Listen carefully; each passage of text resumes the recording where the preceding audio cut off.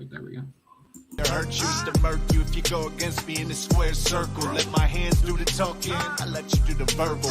Eat this knuckle sandwich that a chico about to serve you.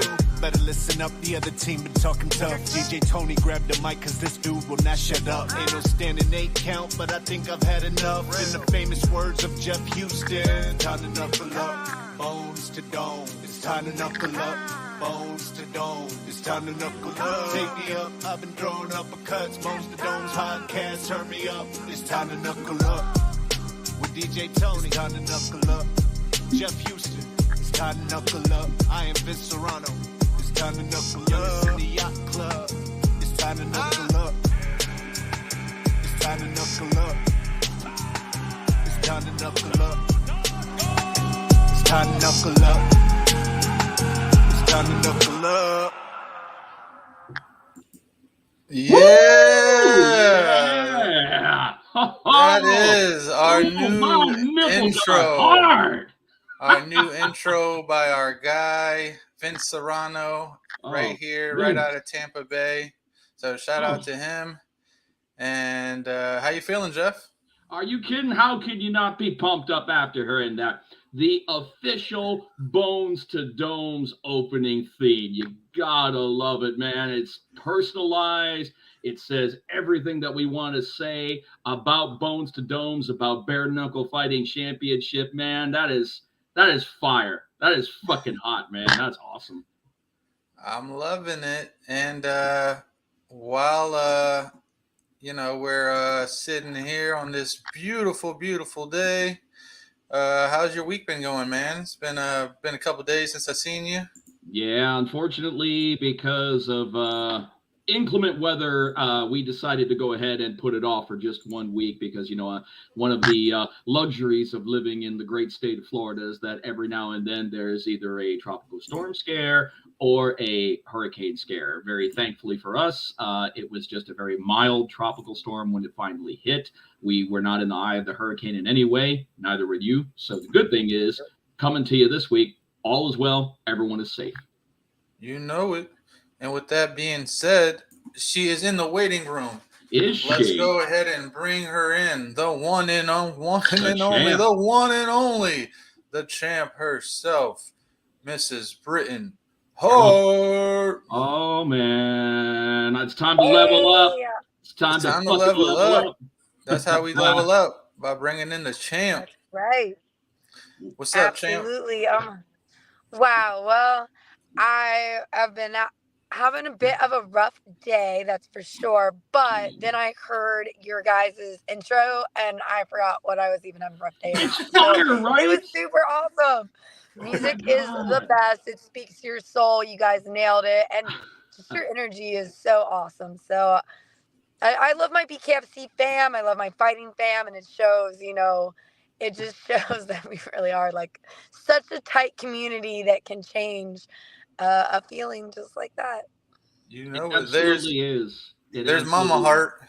Oh, that Mama Hart's on here. I knew that it would not be Bones to Domes without Monica joining us. Hi, Monica. What's up? Oh, man. Does she get on you guys? That's funny. She's great. You need someone to know about any Bkfc fighter or interviews. You're she knows it all. And I always see Hannah always supporting you as well. Dang, what is going on here? Wow, technical difficulties already. Yes, and Hannah is my mini-me, so I'm super happy to have her. We've established that new nickname, although she called me Big Me, and I'm like, I don't know if I like it. I'm walking around 117 right now. I don't know how big I am. What's up, though, champ? Where are you at currently right now? So I just got done out of Planet Fitness. It's been, I know that we had originally scheduled it. And because of the hurricane, like you said, the weather in Florida is wild. You got evacuated, so we had to reschedule it. And thank God I had my little assistant, Hannah, remind me that the interview was today. But Tuesdays and Thursdays, I actually work. I got a new job as an electrician. So that's pretty cool. I love doing that. But the Tuesdays and Thursdays are hard for me because I work 7 to 5. As soon as I got off at 5, I had an errand to run and some stuff to deal with. And then I came to Planet Fitness. I know it sounds crazy, but I've still, you know, I think I feel like I mentioned Planet Fitness in a lot of my interviews going throughout my life. So I guess it's kind of going back to being like, yeah, right. Well, you know, it's just that humbleness, guys. Like, really, you know, look, I'm a 2-time world champ, and I'm not too proud to go into a gym that costs $10 a month to get into, you know. And as long as you have that like drive and perseverance, you know, really, you don't even need a gym membership. You can go to a playground and work out. So hopefully that's motivation. But I did.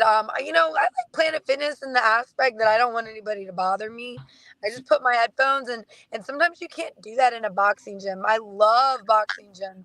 I love them, but it is like a family, and you can't go in there without, you know how it is. You know, you can't go in there without talking and having like what was a 1 hour workout ends up being like 3 for me because God forbid, you know, I'm a talker. So I go to Planet Fitness really just to like, so I just put my headphones on and I don't have to be rude to anybody. I seen you were live earlier today, and I seen you have added gator watching now to your work list. Yeah. How is that out there? Is nice. Can it get scary? You know, at times going out there trying to go across the water to whatever lights you have to fix or whatever, and you got alligators swimming at you.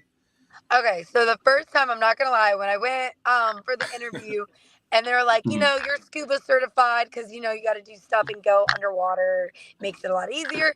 And I'm like, yeah, I'm scuba, no problem. And then I was kind of just being funny, like, there's no gators, are there? And he's like, yeah, but they won't bother you. And I'm like, but now I had stuck my foot in my mouth, and you know how classic Britton Hart does that. So I'm like, well, I can't be a bitch. I said it now. So the first like month of that job, I'm telling you, I was like constantly walking my back. I carry knives on me now, guys. So I am weaponized all the time. But honestly, I've grown so like well, you know what? I'm gonna put that out there. I have gotten I have been a little lax with it. I probably should, you know, be more alert. But the fear is gone. You know, I feel like they're probably more scared of us because the ponds, it's not like the Everglades where they're huge. They're itty bitty ponds. Now, you know, I do, you know, kind of scout it out before, but you know, we slap the paddle and make a lot of noise. So they like they either disappear or make themselves known. But yeah, I decided to climb a tree because I actually busted my ass, believe it or not. I know that video doesn't seem like it, but I busted my ass at work today. I was so proud of myself that I was like, yo, I'm going to go climb this tree and watch you guys. So I watched my coworkers go and try to change the light. And guess what? I hope they're not watching this right now because I feel bad, but they didn't do it right. So I had to climb down that tree and go and change the lights anyways. So I ended up doing it. It was funny, but they taught me everything I know. So they're great. I really love working with them, and it's kind of impressive because I'm not like really a handy. Oh, I did work with like chainsaws for a year. That was cool. But other than that, I'm like not really specialized in the handy girl field. But I've been learning a lot of things like how to rewire boxes and, you know, a lot about the like basic electricity and like power tools. And I like it. I like it a lot. I look at it as Rocky training. You know, I'm always like, let me get your boat for you. And I push the boat and they're always like, Britton, you're doing it the hard way. And I'm like, no, I'm not. I'm working out right now, and I'm it's a sled, so I feel like I'm getting paid to work out again. Doing the Mr. Miyagi way. Totally. So I like it. It keeps my mind busy and distracted, and it's guaranteed money because, you know, this fight life is not as glamorous as some people think it is. What? Yeah, I know, right? Oh, come on now. The hell you say? You're not a millionaire? I'm not. I know, right? Like, gosh, I wish I was. But yeah, I'm going to be honest with you. If you look at it from your perspective, sweetie, I mean, I'm going to be honest with you. I mean, so many of us have been here since day one. You're literally there along with us. You, as far as I'm concerned, if you're actually looking at the overall evolution of our bare knuckle fighters throughout our entire roster, I honestly have to say that you have probably ascended probably the most. overall, because if we go ahead and we look at your resume, if we look who you faced, if we look at the rematches that you have had since you have been under the BKFC banner, I really can't see anyone else that has evolved and changed from moment one to moment now than you have. Yeah, you know what? I agree with that wholeheartedly, but it doesn't seem like it's enough for anybody besides you, and that's amazing, and that's good enough for me. But Whoa, you know, whoa. it's and maybe a few, and like maybe all right, fine. We'll give it 50. I don't know. Maybe I think I've resorted back to an older version, Jeff. I think that you're the best at making me feel like an upgraded version, but I think I'm pulling out an old gangster version of Britain. You know, I feel like you guys can look forward to that in this fight coming up. But I'm definitely better and more evolved. But I think I have that like that chip is back on my shoulder. Like, man, I am the most evolved. And look at my resume, and yet bare knuckle Hall of Fame Mm-hmm. still doesn't want to induct me in it because I need to defend my belt a few more times. It's just never enough for anybody, and that feeling sucks. Like I just want to scream some days and be like, like, what else do I need to do? Like a bot, and you know, and I get it, but Mm-hmm. if I'm being honest, I like that hungry version because I got some big things going up. Virginia means a lot to me. I'm still like upset about it a bit, and you know, it's never the right timing. And then I don't know if you guys know about it, but I'm gonna keep it hush unless you bring it up. But I feel like I have on the horizon. You know, I never thought that I'd get that Paige Van Zandt moment again. You know Mm-hmm. and I feel like I missed it. I feel like I messed that opportunity up. Like I had this big window open up on me beating her, and instead of being Britain Hart, I just was the girl who beat Paige Van Zandt, and I kind of disappeared into the shadows just to work on some stuff. And now that I'm like super confident in my skills, I still feel like people are questioning my dog. Like people are questioning my gangster side. They're questioning my street side, and like it's to put me down. And so I'm gonna bring that back out, and I'm gonna do something legendary. I know I am. And so for me to be and do something legendary, I have to go back to that like you know, like look at the people that are doubting me, and your haters are your biggest like biggest motivation. And I found that in my life. And you know, I don't ever want to get I don't know, I don't know. I'm on the verge of something big, I think, and I really I want to don't do think something that you legendary. ever disappeared. Yeah, I don't think it ever slipped away. I have to correct you on that because I don't agree with that. I don't think that you ever disappeared. I think that you have to understand the attention span of the average fight fan. These are attention spans that can be measured in nanoseconds. I mean, these days, the way that the fight game has changed, the Herculean efforts that a fighter has to make to stay relevant as opposed to yesteryear, it's just so much more difficult right now. So no, I don't think that you were irrelevant, and I definitely don't think that you disappeared. I just think that that's just the way that it is.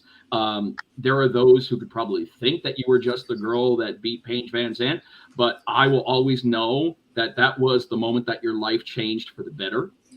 And those who are the true BKFC fans who have followed you, who know that you have more time put into the squared circle than any other female competitor that we have as of right now, will know that as well. So, you know, I can understand why you feel that way and why you thought that maybe that there was that moment of disappearance. But I'm going to be honest, Britt, I never saw it.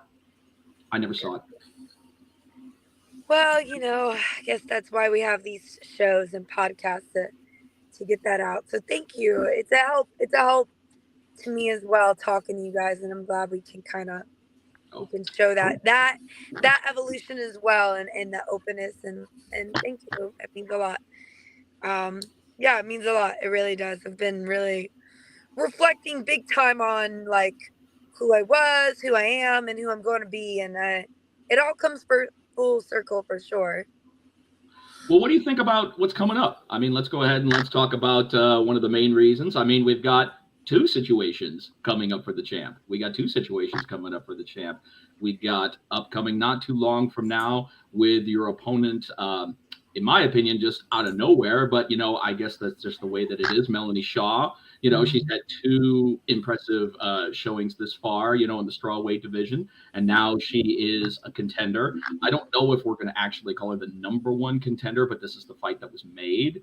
And then you have the opportunity of being the first BKFC American fighter to check out BKFC Thailand over there in Pattaya. Man, those are some awesome opportunities, especially the second. I mean, I know that you can't look past your current opponent, and your current opponent is Melanie Shaw, but the opportunity to represent BKFC in Thailand has to be pretty cool too.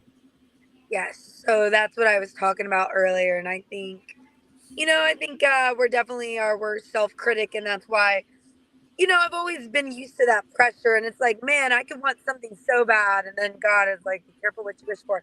But yeah, I want that. I mean, that the Thailand fight to me is the legendary fight. That's where I really feel like that's my moment. But I can't. I mean, I feel like so. I don't know what the right word is for it, but but pressure, and pressure not in a bad way, but pressure in that pressure that when grapes are crushed, they turn into wine. When coal is pressed, it turns into diamonds. When olives are pressed, it's used into something good.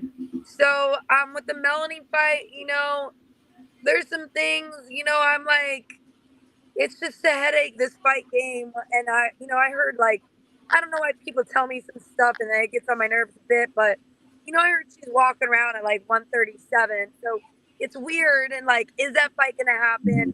Weird that she's walking around 137 and I'm walking around 117. But Britain fights anybody. It doesn't matter how big or hard they are. So I'm really, really trying to stay focused on the Virginia fight with the hopes of I want to do this extraordinary. That way I can go, I think, really have this legendary moment. And I need it. I really want it. And I need it. I need it bad. And so, yeah, it's just a lot. I feel that's how I feel. And it's not a bad thing, but it's definitely a lot, and BKFC is going through these different weird rules. I was just in Virginia and now it's like, I got to get my license again. It doesn't make sense. And with the eye exam, they're supposed to be good for a year, but now they're making me redo that. The blood work has a different format. Everything has a different format. So we just have to know, like, as life, just like myself, is always changing and evolving. It's like, every time I do this, it's like something new. I just want to, like, when does it become like, all right, I got this. I've done it before, So it's a lot, and it feels like the first time I'm fighting every time, to be honest with you. So it's a wild ride. We should be past that, though. I'm going to be honest with you. With your experience, with the fact that you walk into the fight with zero fear, no matter who you're going up against, and you always give us good fights. You give us good fights. Now, for this particular one against Melanie Shaw, obviously this is an opponent that isn't afraid of a dogfight. She's definitely not afraid to go out there and get her hands dirty. Now, I know you're not going to give us any kind of battle plan, because why put your blueprints online? They're yours. So, but I definitely know that there's a strategy after having probably watched Melanie up close, seeing what she's bringing to the table. I've got to believe that you have got a solid blueprint going into this championship fight. Yeah, I really like Melanie, to be honest with you. And then I really, really respect her. I met her when she fought last, and yeah, it was a wild fight to watch, and highly entertaining. And she was so cool. It was really cool. And but then again, to have someone that hungry, I know she was hungry for this fight. She wanted this fight, and she really, really, really asked for it. So, with that being said, I recognize that. I've been that hungry fighter before. So it does entail a game plan, A, B, and C. I've always got it covered. But I just got to believe and trust in, like you said, my experience in the ring. I'm going to figure it out one way or another. Nice. What you got, DJ Tony? You know it. So, I was thinking, I really want to, for this next fight, Britain, come up with a classic remix for you, for your walkout song. So I started mixing like 3 songs together earlier, So I'm gonna send them to you tomorrow. Yeah, probably tomorrow. I should have it done. But yeah, I've been in a real creative space the last like 2 days. So yeah, I have something I think you're gonna like for your walkout song. I don't know. I don't know what style or what mood you're going with for this fight yet, but we'll see if it works. I know, man. And that's something I swear I have had that happen. If I have one really great solid thing to tell you guys, I hear a song every day where I'm like, oh my God, this is my song. And then the next day happens and I'm like, no, this is my song. And it's been like that for like 60 days now. So I have like 60 songs on my playlist where I'm like, what am I gonna do, man? I can't believe it. But yeah, gosh, I have no idea. I really, you know, I owe it to Virginia. And actually, this fight in Salem, I worked at that Kroger right down the road. I worked as a bartender right down the road. I go to the, you know, clubs and bars right down the road. There's a lot of history for me right there. I used to be a ring girl at the Salem Moose Lodge, believe it or not. Really? Oh, dang. Yeah. Wow. Yep. So little fun tidbits, a lot of history. Hmm. And I just want to go. I want to, I carry this like guilt and super sad weight with my last fight in Virginia. It was a little bit sad. And I don't think I was very like happy then either. And so I've been really wanting, man, you know what? I'm just going to say it. No. Okay. I'm going two ways. Two Do ways. it. I'm either going to be like overly like happy, yo, let's get this party started, or I'm going to be gangster, like A capital F. We're going to keep, yeah. So, Well, but last I'm going time to I be talked super to you, gangster. I don't know. I just want to, I want it to be that way, either those ways. So I do like really motivational songs, man. There's some good ones.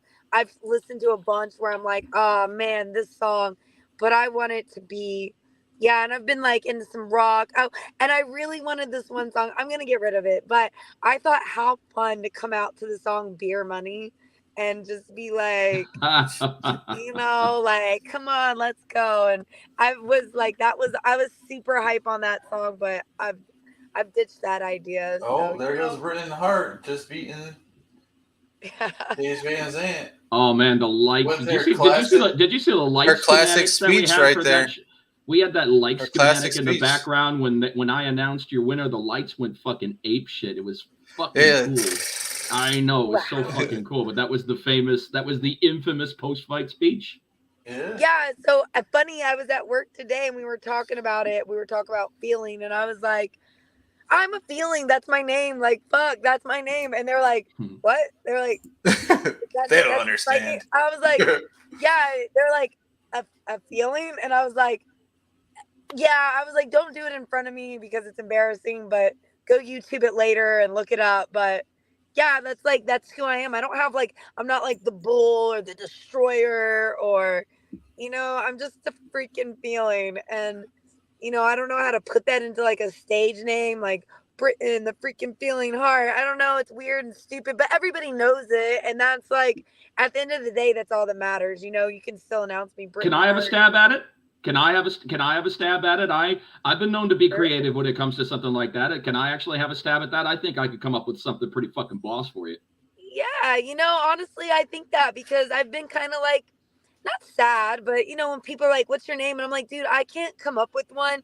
I think you earn it. Like you earn your, anyone who's had like a really solid nickname, they earned it somehow. And they didn't really name themselves. Somebody else did. But I'm like, yeah, I don't know. Like, I've had some, it's just, but it's reflective of who I am. That's for sure. But yeah, I would love it. It would probably make my day. See, if we could get away with this being socially acceptable and I could actually say this, I would love to announce you as Britain feel this shit out Hart.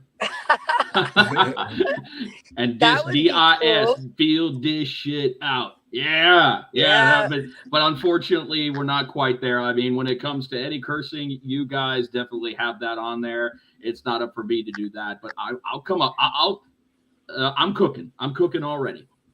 I know. That's why last time I tried to drop it, it's back to Britain fucking Hart. Kind of like the Seth freaking Rollins, but anyways, yeah, I don't know. But it's cool, I love it, and however it works out. Man, to be real with you guys, I just love fighting. I do. I love the process and the journey, whether it's a good, bad, horrible, amazing, great day. But yeah, I did say that, I remember when the lights, I said, I'm a fucking feeling, and you're all gonna feel it. So feel this shit. Nah, feel this shit. Out of all of your walkout songs, and not just Bkfc, but in your whole fight career, what to you is your favorite walkout that you've ever had or done? Man, I kind of hate reliving it, but to be completely honest, you can't, the truth is the truth. Honestly, it was probably the Jenny Savage fight when I came out time feeling good. I really was. I was feeling great, and I felt good, and the song was perfect. Everything was perfect. I loved it. Um, the Paige Van Sant song, "The Beautiful Pain," that was super meaningful, and man, I was super emotional during that walkout. So really, between those two, I can't really remember any other ones. I like the Knucklemania one personally. Knucklemania one was very. I'll never forget that, because that was also a big thing for our fighters, because the ramp that we use still to this day is the longest walk. It's the longest walk for BKFC fighters. I've actually asked Dave Jr. a couple of times about some of the previous walkways, and he said that this one was the longest. I think he said by 8 feet. Wow. Out of any other one. So that was the epitome of a long walk. Plus, you knew it was on the line there. You knew what you had to do. You definitely had to let someone know, is this person a tourist, or is this person, or is it time for me to take the next step in my career? Which obviously, once the smoke settled, we all know which way that went. It went towards the latter. Yes. And, honestly, I am really big about reaching and touching other people's like souls and hearts. And I think out of all the walkouts, I had so many people reach out to me, and they were like, yo, when you walked out to that song, I felt it. Like, I felt it. And I was like, yeah, that's exactly what I was talking about with the feeling. Like, I knew that was the moment. It was just more of like it was such a deep emotional thing, where the other one was like super fun and just like, I felt like kind of like a superstar. Like, I really felt like a superstar then. But with the Paige Van Sant walkout song, yeah, it was like, this is the moment. This is it. So you got to come out. The whole world was waiting for it, weren't they, Tony? You remember the build up to that? The whole Bad to the bones world. This time. I think you got to come out to Bad to the Bones. Yeah, I think that's a bit overdone. Terminator I think that's a bit overdone. I don't see that. Bad to the bones. I don't see her with George Thorogood. I really don't. I don't really. If you're gonna do George Thorogood, fuck them all over. Come out to I Drink Alone. Yeah, I like stuff that's like different, right? If I hear somebody else do it, I'm like, oh man, no, I can't do it. But I like when it's like, whoa, like that was a badass walkout song. That's different. That's new. I haven't heard that one yet. I love those moments. I'll never forget my favorite walkout, which two actually, and they're not mine, was Andy Nguyen actually, who is a BKFC fighter for us too. Yep. But it wasn't during BKFC. It was whatever. But she walked out to Smooth Criminal. Oh my God, was it amazing? She's like my hero with the best walkout ever. And then the other one was in Christmas time. And they came out to Silent Night, and oh my God, it was like eerie. It was very cool. I liked it. I remember last year, one of the guys, I'll have to go back and look, but for one of our December cards came out to the Mariah Carey Christmas song. Yeah. That's cute. I was like, okay, I got you. The one that I liked because I've seen the movie so many times. What Hector Lombard would come out to. He'd come out to that. It was from The Last of the Mohicans. It was kind of like the battle. It was like kind of like at the very, very last scene where he goes and rescues her and, kills the rival Indian chief and all that good stuff. But if you listen to his come out, it's just got those battle drums. It's got that battle beat that shit's going to come to head. And seriously, you know what I'm talking about, Tony. You know the one that Hector Lombard came out to. The Last Monarch. Yeah. It was just different. I hadn't heard any fighters come out to that before, and I'm just like, okay. Or another one. Oh my God. What's his name came out to the other day. It wasn't this show, but I think it was before. The one before that. He came out to Sexy Boy. Who came out to Sexy Boy with Shawn Michaels? It was oh man. Oh my God, Britain. He always wears the short shorts. Really? How cute. I have to watch it. I don't know, but I love those things. We're entertainers, even though we're fighters. It's, we're entertainers too, and people want to, are you not entertained? Like, come on. Like, if you don't have a solid walkout, I'm like, lame. Agreed. What do you have for us for this next fight? Yeah. Oh, what, for my walkout? Yeah. Man, you know what? I am like, I think that's part of the reason, like I said, I put like a lot of pressure. I'm not going to tell you guys because I doubt that I'm going to pull it off, but I could. But I had this awesome, like, great, cool idea, but I think I missed the boat on it because I got so busy. I didn't get the things done that I needed to. So I think I might have missed the time opening for it. But, never say never. It's never too late. Maybe I pull some strings and get like overnight FedEx something, but I'm definitely trying to go out with a bang. I'm trying to like really be like, whoa. So we'll see. War Tribe. Fuck yeah. You should come out to an outfit. Did you ever see that movie, the new Predator movie on Hulu, Prey? Did you ever see? Yeah. She had a fucking war priestess outfit on when she was killing the fucking Predator. I'm like, that would be fucking badass. Come out in a war priestess outfit, war paint and shit like that. I mean, I know you can't do that for a fight, but you could do it. Right, but I dream about it. I'm like, what if I just had blood and I just like got this like fake Halloween whatever costume blood and just had it smeared all over my face? Have a blood handprint across your fucking face. That would look fucking boss. I think about that. All those ideas run through my head, and then I'm like, I don't know if I gotta. Who knows if I want to hit bend somebody or whatever. But I'm like, I think about it, like just taking blood and like, like the football or like the warrior paint or the warrior Xena and just all sorts of awesome things. I think about it a lot. Like, trust me. The idea, I love Pokemon. It sounds so stupid, but I'm like, dude, gotta catch them all, come out, that, like, I just think about all those cool things. I like stuff like that. I do. We've had some cool ones. We had Taylor last time with the Kill Bill. We had the who else? Dang, what did that last girl come out to? Nataro, whatever the hell. Yeah, that girl. That was cool. Yeah, I like that with the hair. Yeah, with the that was cool. Dope. When Lorenzo came out with the big old juggernaut, that was dope. Super cool. I like stuff like that. I think Tony, it's cool. have her come out to the Brock Lesnar theme. That'd be hard as shit, man. That'd be hard, bouncing around and everything like that. Blood across her chest like he did, man. Oh man, and scream. I think that'd be fucking cool. I mean, honestly, I know that I get the Pokemon thing, but I want to see the Britain that wants to end lives with her hands. That's what I want. Yeah, I know. And that's really the Britain that's going on right now. So expect that. So whatever I do, it's gonna be hard and cutthroat for sure.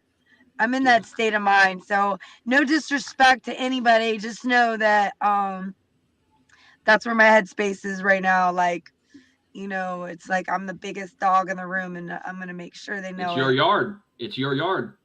It's your yard. Exactly. You're the dog in the yard, and I don't have to beat you. You have to beat me. I'm the champ. Yeah, this is true.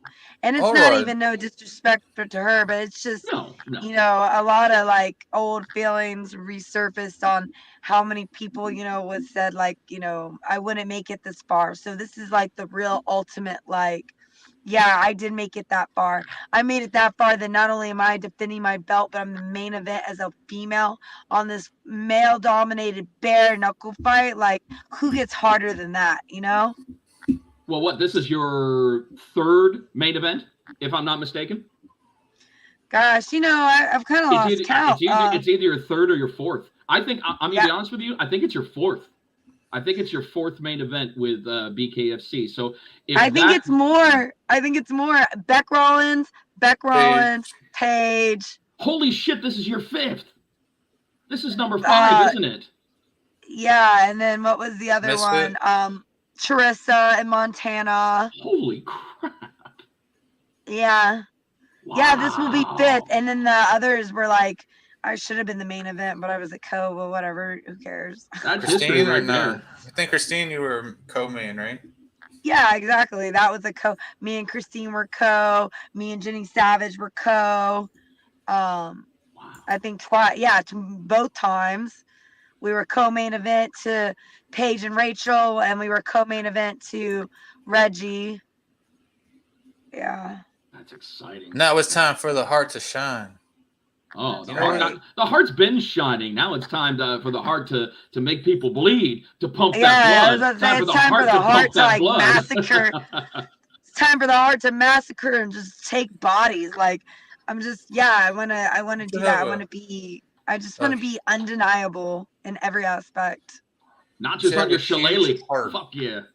Huge heart over the stadium, like the Batman sign for the fights. That'd be dope. Oh, I tell people that all the time. I hope my fight.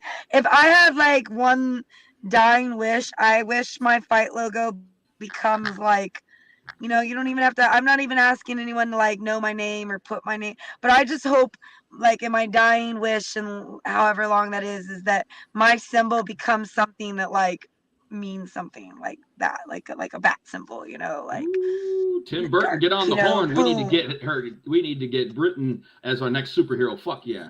I need a new hat, by the way, Britain. My hat is vigilante. My hat got donated to my daughter like 3 years ago, so I need a new hat. Oh, for FAMH, and it's Childhood Cancer Awareness Month.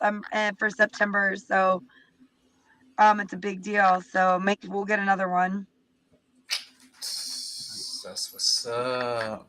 All right. So, what are you looking forward most to for this upcoming Halloween season? Ooh. Wow, really? Yeah. Why not? It's coming upon us. It's probably one of my favorite. She'll be in Thailand probably by the time that Halloween kicks over.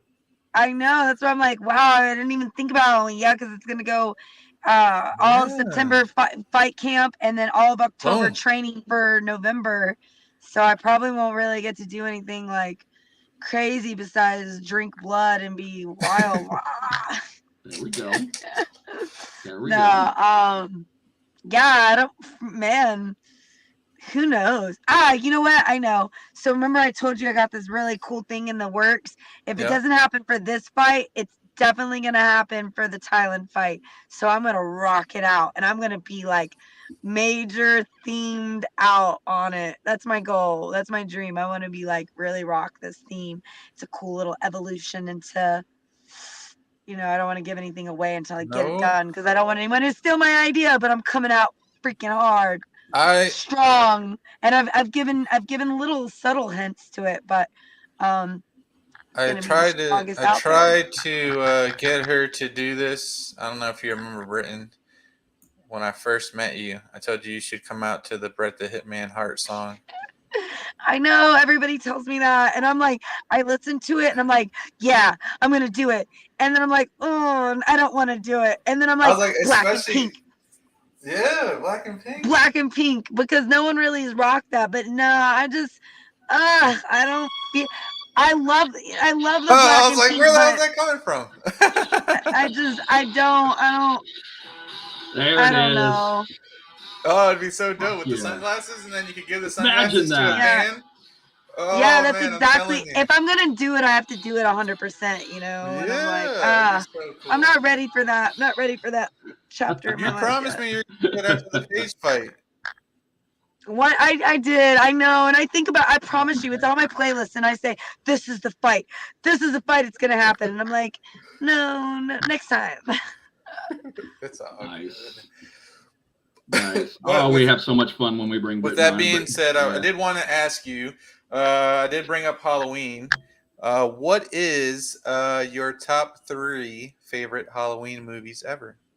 Oh, nice one. Okay, well, I can say this easily. Scream is I love it as the old school, and even the newer one. I love all the Screams, so that's a classic to me. They never get old, even though I've watched them so many times. I love the Screams.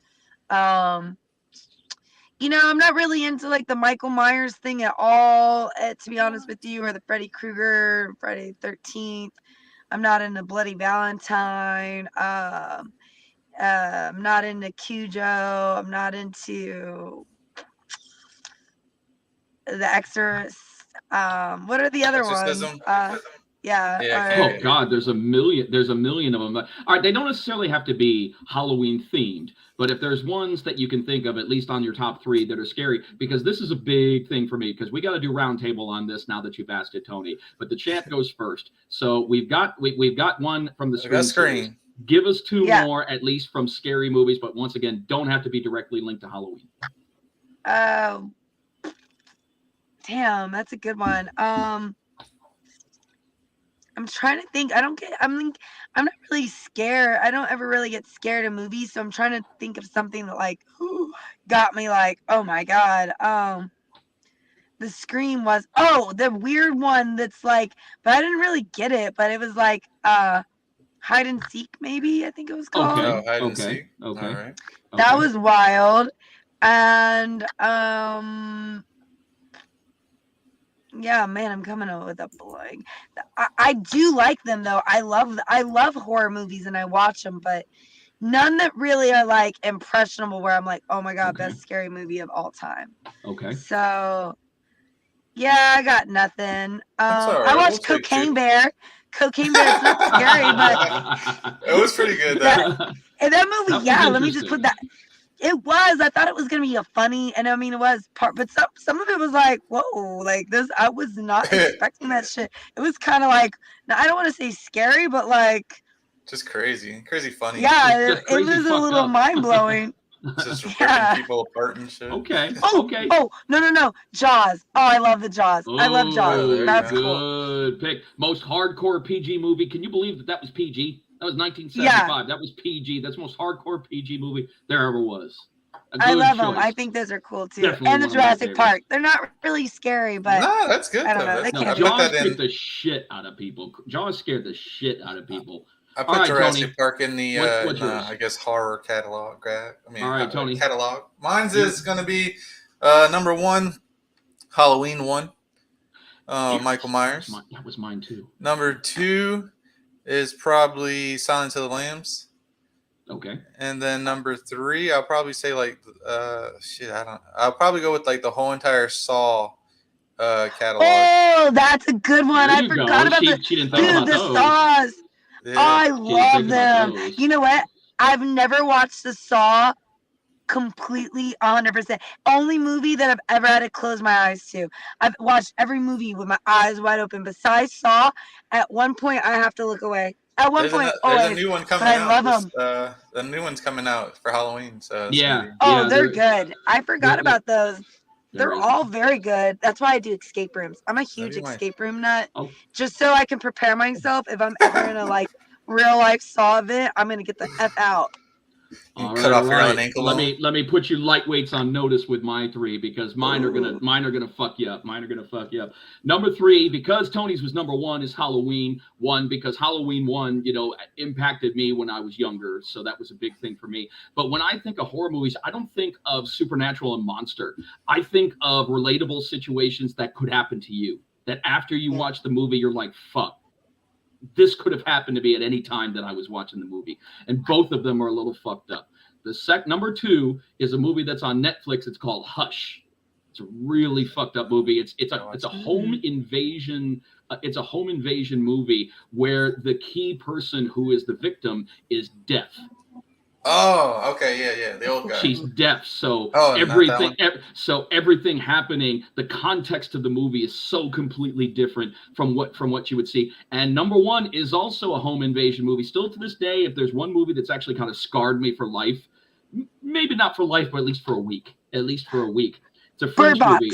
No. It's from 2007. It was a French movie. It was called Inside. The idea was it took place during Christmas, and it was a pregnant woman who was being attacked at her home by a woman who was trying to get her baby. Ooh, wild. Yeah, two I've never seen. Yeah, I need to check those out tonight. I know that it doesn't exactly live up to, because a lot of people like Insidious, a lot of people like Halloween, a lot of people like Poltergeist. A lot of people like the ghost shit and everything like that. I only go so far with that because the truly horrific shit that happens are for what people perpetrate. Totally. I think that's 100 times more scary than any stupid monster that you could put on the screen. I'm sorry. I can't believe I forgot, and it's a goofy one, but what? Ghostbusters. Yeah, it's not really scary. That's it's not scary, but Halloween wise. That's true. Ghost, I had my proton pack when I was a kid. Fuck yeah. That's why. Yeah. All right. Good Halloween series. I like that. Good question, Tony.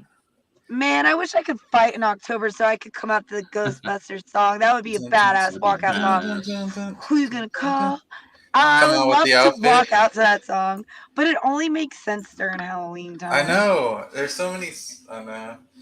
I try to give so many people like different ideas, and they're like, I'm like, you just don't understand how cool this would be, and they're like, no, I want to come out to this song. Like, no one knows that song. Yeah, I know. I'm trying to get you a reaction from the crowd. Like, come on. I know. Well, send me your ideas. I have a really good one. It's in the top of my list, but I'm not going to tell anybody because I don't want anyone to steal it. But I think it's going to be awesome, and I like it. DJ Tony finds out first every time. I will. I'll tell you privately for sure. But I don't need anybody else stealing it before, because I don't think anyone's come up to the song. It's super hype. It's super relevant. And man, it could be my theme song forever. Ooh. Is it an older song or a new Permanente. song? Ooh. Maybe, but it's a very, very you'll know it when you know it. No, I'm asking, is it a new song or is it an older song? Man, I don't know. It's a surprise. She don't want to let the cat out of the bag, Tony. I meant like now, like a song from this year or like an old. No, it's like hit me with your best shot. No, dang! It's not. I've definitely always wanted to walk out to that song though. I just think it would be so epic. But I'm like, my old soul can't. I can't, but I love to. Nice. Yeah. So I definitely need to know what colors you're coming out with, so I can bring it back old school and hit you with your good odd socks. And yes, okay, maybe I can. So. Well, not now. You can tell me in the. No. Don't release now. No. Don't release now. I was like, I hope nobody copies me on this too, because that's what I'm saying. Don't release now. No. Yeah. I have 3. I'm telling you my mind. I have 3 ideas in the bank. Never seen before, never done before, and I'm going to boom, boom, boom. So I need one more fight on the agenda. But I'm like, which one should I do first? It's gonna be great. You're gonna love it. We'll see. Here's a turning. I like it. Yes. And they're all, like I said, I swear, never seen before, never done before. And I feel like 1 is just badass, but 2, I feel like have the power to be like legendary, epic. Like, oh, remember when she came out in this? Badass. Goosebumps Central. Goosebumps City. I need to know now. Now we're gonna take the attention off you for a second, and we're just gonna talk about. She's the champ. No. It's not nothing like that. I want to know if you could watch a dream fight, not including yourself, just 2. You can do a women's fight and a men's fight, or just whatever you choose. But a dream fight of fighters from any era, it doesn't matter when. what would be your dream fight that you would love to watch? Gosh, I don't know. It's like kind of that's a really good one. I'm drawing a blank. I think it's a lot.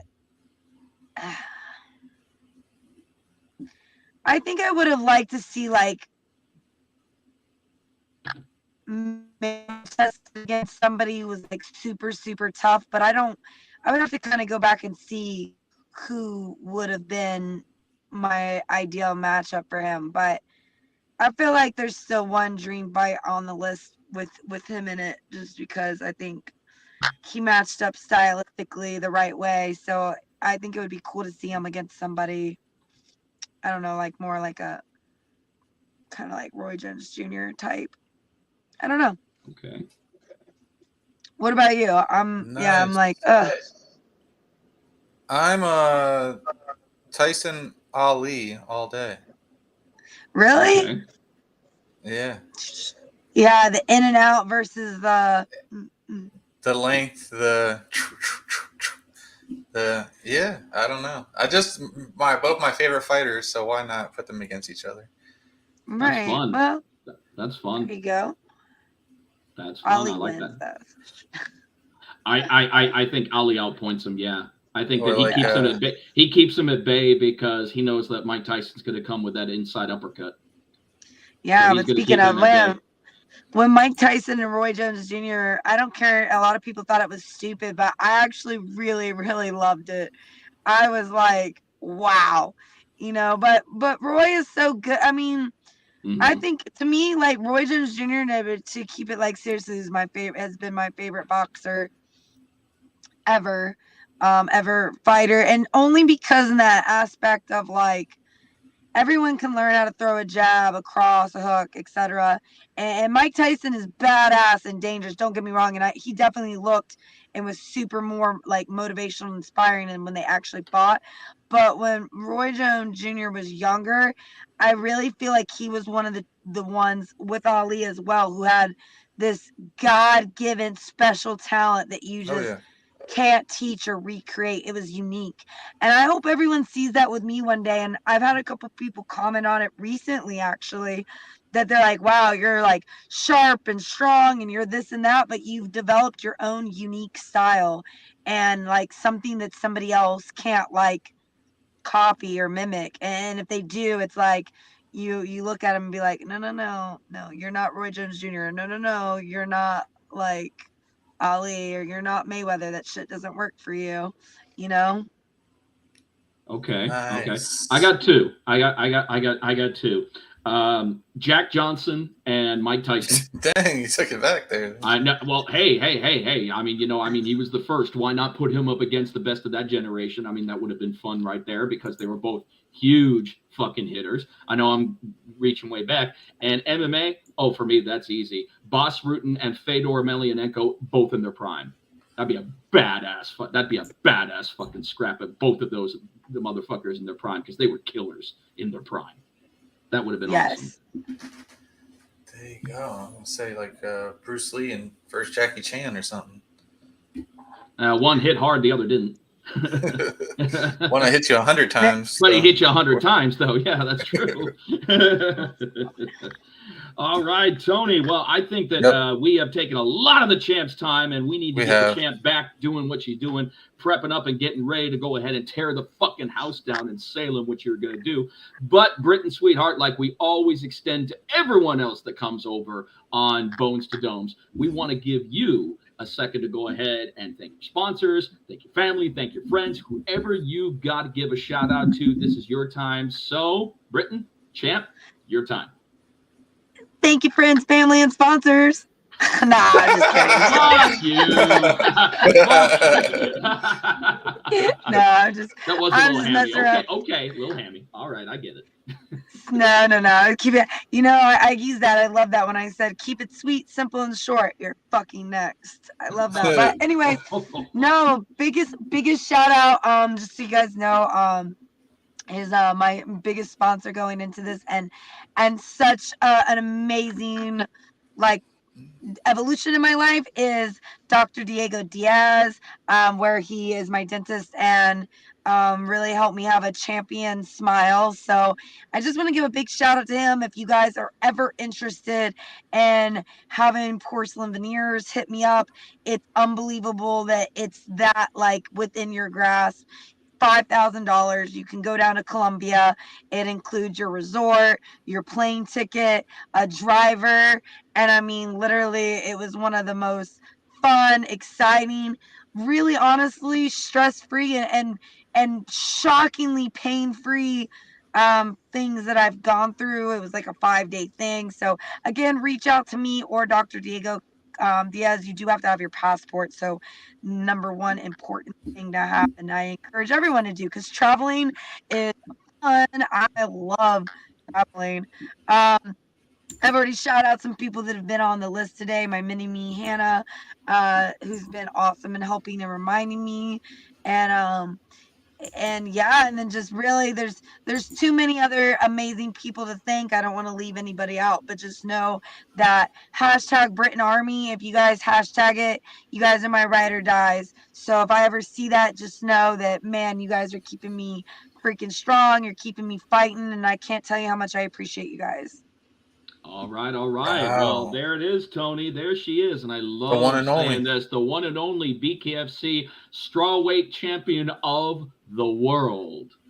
Of the Woo! world. Love saying that. Britain Hart. Best Britain, there thank is, the you. best there was, the best there ever will be. According to the music previously played, that's right. Britain, thank you so Yes. much for joining us today. We always have fun You're with you. welcome to. You too, guys. Mad love. Love you guys. All right, Brent. Talk to you soon. Thank you, Talk sweetie. to you later. Bye. Bye. Oh man, I'm going to tell you something, Tony. I think that right there was one of our longest interviews to date with Bones to Domes, but understandably so because there's so much to Britain. There's so many dimensions. She opens up and I swear, I mean, she's such an awesome interview. She's such a sweet person, but she's got a lot to think about because she's got 2 big fights in less than 2 months, one on her home turf and one where she is the visitor and the first ever American BKFC champion representing BKFC in Thailand. I mean, that's a lot. I mean, I know that she's not exactly one to put herself inside the pressure cooker. She delivers the pressure, but that's a lot coming her way. 5 weeks apart, like Mama Hart says. So 5 weeks definitely. Apart. Yeah, Mama Hart definitely would have the 411 on what's going on with Britain. Let me tell you something, Monica. My head is spinning multiple different ways right now on exactly what kind of nickname that we can bestow upon the great Britain Hart. And I'm going to come up with something. If I don't end up coming with something, then we're just going to level her up. We usually level her up each and every time, 10.0, 11.0. But I'm going to do my. We do that. But I'm going to think of something special for Britain for BKFC 51. That's what's up. Yeah, definitely. It's going to be a great fight. Another, like I always say, I used to live in Virginia, so I love. I can't even lie and say that. I hate going back to Virginia, but it's just going to be fun going back. It's only a couple hours from where I used to live, so get some people out there. We got a couple other good fights on that card too. I seen Nate has been dropping. I think he dropped about 4 or 5 different other fights too today. So got a lot of good fights. He just fought for us, and he's already going to be fighting again. Big boy Blake Lacaze is taking off Grusso. Stanislav. Yeah. Ooh, man. That's a level up opponent if there ever was one for him. Absolutely. Stanislav's no pushover, man. Oh, heck no. And I always love DJing his fights because he's one of the only fighters that just tells me, hey, just pick whatever you want, man. I know you got me. Just pick whatever you want. And I'm like, all right, got you every time. And you usually got him. And he understands the theatrics of the walkout as well. You know, yeah. He comes out there with the Jason mask, you know. It comes out there with with his. Oh no, you're talking about Blake. But yeah, no, Blake always comes out. Blake's came out. I think the last 3 songs to the same song. I'm from what's it called? I'm from New Orleans, bitch. I'm from New Orleans. No, I'm talking about Grosu. Oh, Grosu, Stanislav. Yeah. He always allows me to comes out. pick his. Yeah, he comes out music. to cool shit. Yeah. So I normally always pick Wu-Tang for him, different Wu-Tang song for our you boys and your over Wu-Tang clan, man. It's for my boys over at Mission Accomplished. It's for my boys over at Mission Accomplished. I always hook them up with the good Wu-Tang. When it's for myself, it's always something from New York. So Yeah. Well, we got that. You like a little old school. Yeah. Okay. So who else we got in the pipeline? We were supposed to have on Joe Elmore. The hitman for some reason is not hitting me back. You get that? It's not. No. Wow. Yeah, exactly. Yeah. We need our soundboard for the disapproval of that. I messaged him like 3 times. I don't know what's going on. Hey, what's going on, Steve? How you doing, man? He shared it a bunch of times, so I don't know what's going on. You saw that. Yeah, Steve, I couldn't put that up for very long. I'm not going to go into detail about that post and actually like that. There's a reason why I took it off, so not going to go into it. But all right, so Hitman 187, he's coming up as well. Bkfc 51 going to be going down that. But before we start talking about that, we need to talk about what's next up on the docket for Bare Knuckle Fighting Championship, and that is our triumphant return to Denver. The last time that we were at Denver was Bkfc 41, and wow, what a historical night that was. And it was just unbelievable. And we're going to do it again. We're going to do it again as the Bkfc numbered shows turn 50. We turn 50. Now, we've done many more shows with that, with our theme shows. Fight nights, Total Lines. All those other shows, and plus all the international shows that we've done on top of that. But as far as the numbered shows, which is definitely the premier shows, Bkfc 50 is going to be a big one because we have got the man as of right now. And I'm going to be honest with you, because of the fact that he is, as of right now, our only 2-seat champion, I truly have to believe that our boy Lorenzo Hunt has taken the throne for the pound for pound as of right now. As of right now. Now, could that change when we get a certain someone back in there after a surgery? I absolutely believe Luis Palomino has the ability to be reclaim it. But as of right now, I truly believe that Lorenzo Hunt is the number 1 pound for pound bare knuckle fighter in the world, and he's going to have an opportunity to prove that when he defends the Bkfc World Cruiserweight Championship against Chris Camozzi. Now, I know that there's been Tony, there's been a lot of, I guess you could say, positives and negatives, very polarizing views to this fight. Those who are very pro Chris Camozzi of seeing him having an opportunity for the cruiserweights, and then those who are on the opposite side, who are some of the hardcore Bkfc fans that are wondering why this match was made with him only having so many fights under his belt. Now, there's valid points on both sides. There's valid points and there's valid arguments on both sides. But when it comes down to it, it's about making the fights that the fans really want to see. And I want to see this. I want to see Lorenzo Hunt and Chris Camozzi. I want to see Chris Camozzi step up against the man who says, ain't no champ unless I say so. I want to see that. Yeah, for sure. You got Camozzi's going in there 2-0, Hunt 10-1. So we're gonna see. Camozzi comes in there with that power. They're both going to be coming in there going big shots. But they both do. They both do. I mean, you and I talked about it ourselves. I'm not the one to predict fights because BKFC, in my opinion, is one of the harder combat sports to predict because I've been proven wrong so many times when I even try to predict a fight. I think what's going to happen is that there's a couple of opportunities. Number one, we're going to see the continued domination, obviously, from Lorenzo Hunt, who is just this next level athlete. He's going to apply the pressure, and the pressure is going to stay on. Or, I mean, we all know the knockout power that Chris Camozzi has. He has absolutely put that on display. So I'm sure that Lorenzo Hunt is taking that into accountability. I'm sure he's taking that into accountability. But even though that he's taken the fight, that he's accepted the fight, and this is the main event for BKFC 50, we all know, who those of us who have been following Lorenzo Hunt, where his attention truly is right now. His attention is on the BKFC World Heavyweight Championship. That is where his true attention. I'm sure that he's not looking past Chris Camozzi, but there is a light at the end of the tunnel that he is looking for, and that light is in the glow of that World Heavyweight Championship belt. I could see it, if he goes ahead and handles business like most of us think he was going to do. Go ahead and see a possible Knucklemania heavyweight fight against whoever the champ is at that time. I think by then we'll have a champ already. And that could be, that could be his time right there. Knucklemania, try to get 3 belts.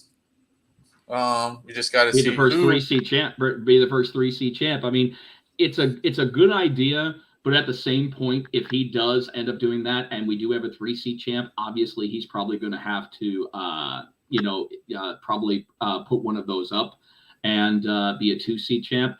I can honestly see him more shining along the lines of the cruiserweight and the heavyweight. As far as the light heavyweight, I would think that he would probably vacate that particular one and put that up, because that's a harder weight for him to make. I mean, he'll still make it, but we've seen him of what he's going through on his weight cuts, and it's a little harder for him, because usually heavyweights, I mean, you're talking heavyweights. I agree with you as of right now. But we got to rethink the GOAT, because the greatest of all time's a stretch right now, because we haven't been around long enough for there to be an all time as of yet. He is the greatest. He is the greatest and the number 1 pound for pound ranked right now. Yeah, we haven't had enough history for there to be an overall GOAT as of yet. We've got some contenders. I will definitely not argue that point, but we're not old enough in the grand scheme of things to really start calling people GOATs.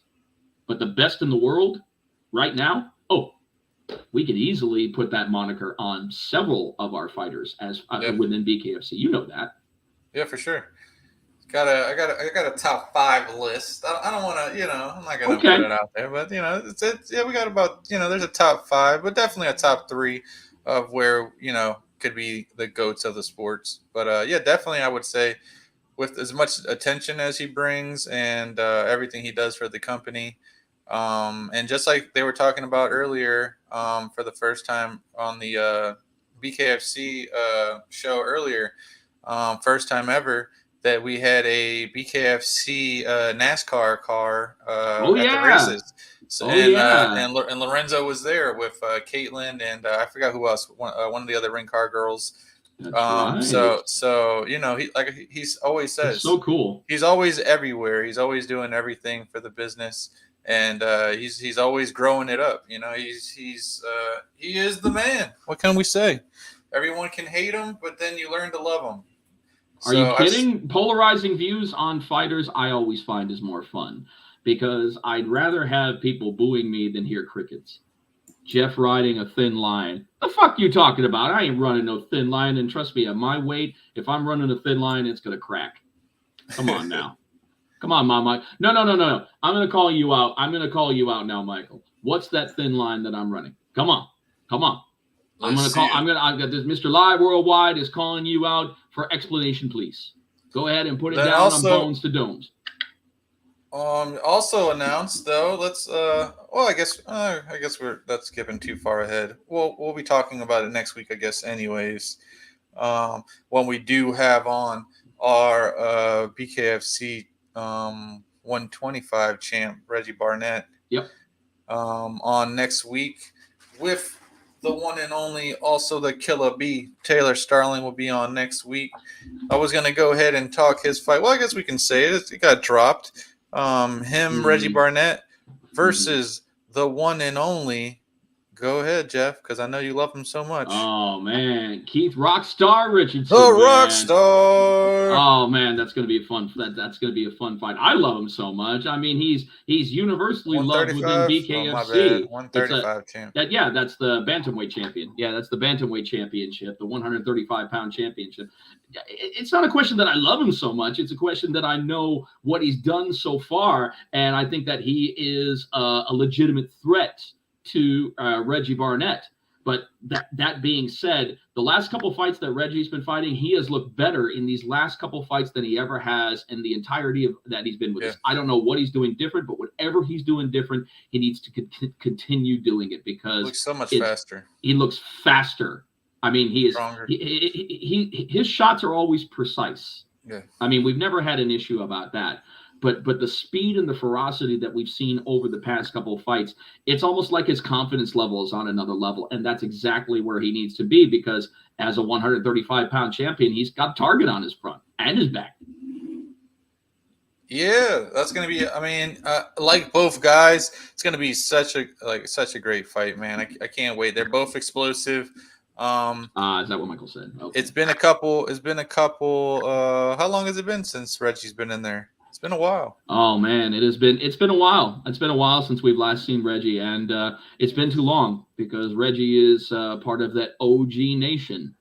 He was there from moment one, and he's still here today. And bantamweight champion, probably not under the best of circumstances, but Johnny Bedford decided to retire, so therefore him being the interim champion was then promoted to the overall Bkfc World Bantamweight Championship, and Reggie already felt that he was there anyway. He felt that he was there anyway. He ran into a speed bump, and Johnny Bedford was his speed bump, but that's irrelevant as of right now because Johnny, our boy, brutal Johnny Bedford, is retired and he's enjoying retirement in Fort Worth. Living a good life. He got out with his body and his mind intact with all the fighting that he's done. Hey. That's a win right there for Johnny Bedford to be able to live the rest of his life without having to worry about, quality of life going downhill in your later years. More power to you on that, brother. Yeah. Let's see who else we got here in Denver. We got I want to go with the Cuddly Bear, Josh Copeland. They love Josh Copeland. Oh man, he always gets a good pop in Denver. They love him. We're getting Aurelius back. We're getting the former cruiserweight champion of the world coming back. Not the most exciting debut, for his first time around. I think he's got a better dance partner in Josh Copeland. Oh, yeah. So I think that we're probably going to see the big man bring something out of Aurelius, and I'm excited about it. That's actually an interesting fight for me. I see a big knockout. I can't say I don't know which way, but one of them is going to knock the other one out. And then we got Marcus Edwards. I believe that was his name, right? Marcus Edwards. Yep. Coming back. He fought against my main man, Jay Action Jackson. He got the win over Jay Jackson last time we were out in Denver. So he's coming back to fight against 1-0 Michael Mano. Yep. Mano. You would know better than me, Jeff. Yeah. I would. They're fighting at 175, I believe. So that should be another good one. The return of Drew Angel Core. That's gonna be fun. That's gonna be fun. I like Drew.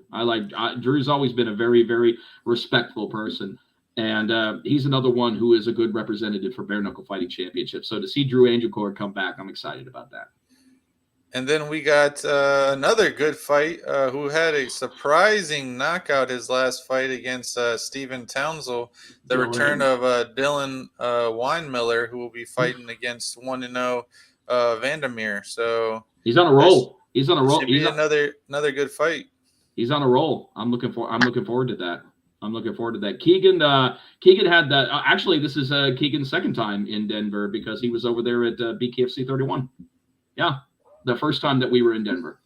Yeah, that's what I meant. This is his second fight. Yep. And then we got the return of the Terminator himself, Christian Torres, coming back for another fight. This is going to be his seventh fight with us, I believe.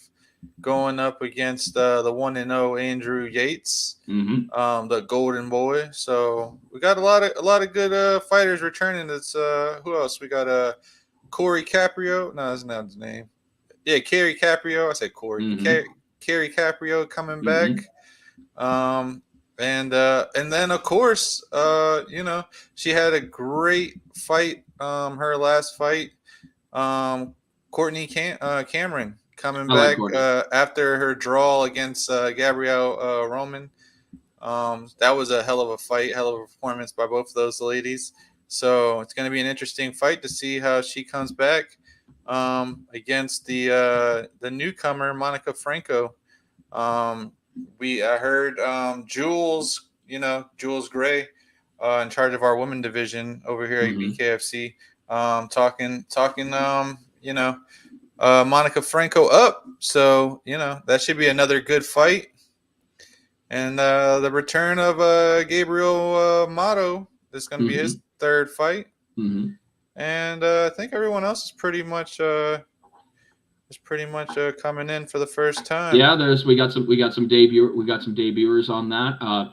I think an overall good card. I mean, every time that we go to Denver, we have to deliver because you got to figure what the reputation that we've left in Denver already. Every time that we go there, we blow it up.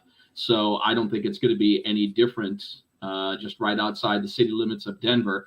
Bare Knuckle show today with Brian Sosha. Boss was on there talking about all kinds of fun stuff, and he was excited.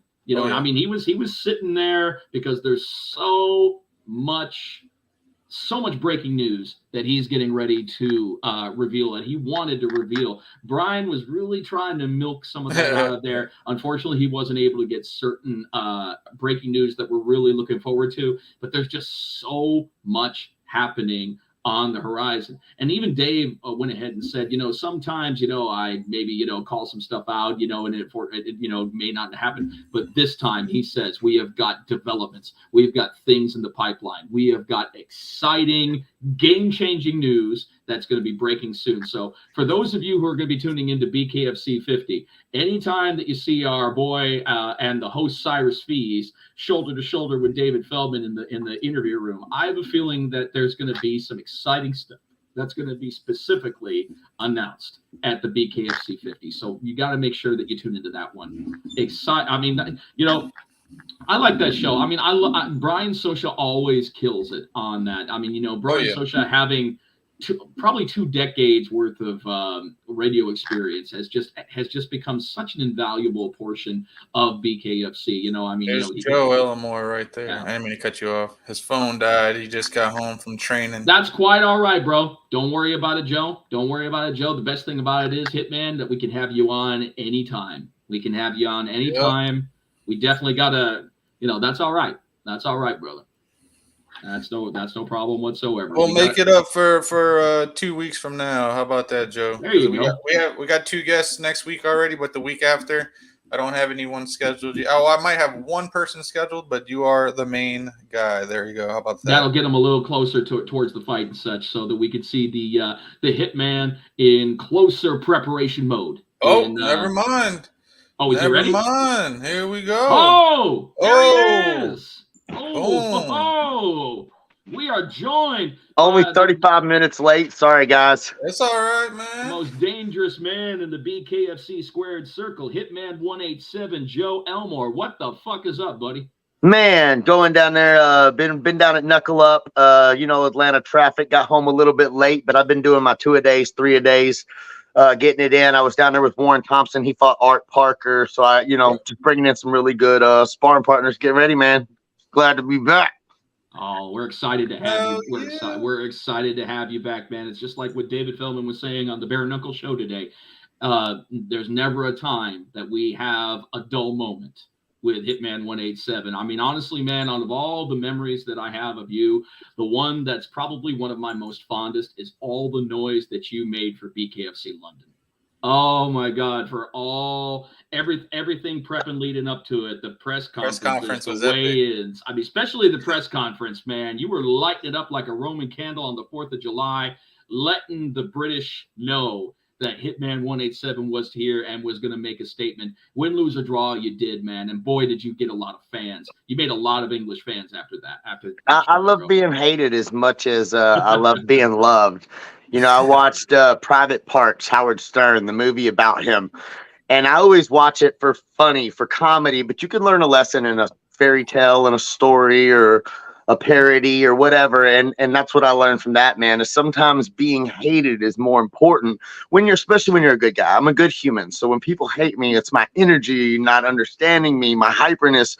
That's intentional. It's like, I don't mind being the heel, the anti-hero, Deadpool-ish kind of character for Bkfc. You know, I'm the Deadpool of, you know, I got Captain Deadpool, so I'm not taking that from Jared, but I definitely carry that personality characteristic. And I always tell everybody it comes from growing up around Jerry Lawler. That's my fourth cousin. Tell it all the time. So I grew up around Mid-South Championship Wrestling. I knew Flying Brian, Daniel Booker, his Booker T, and all those guys.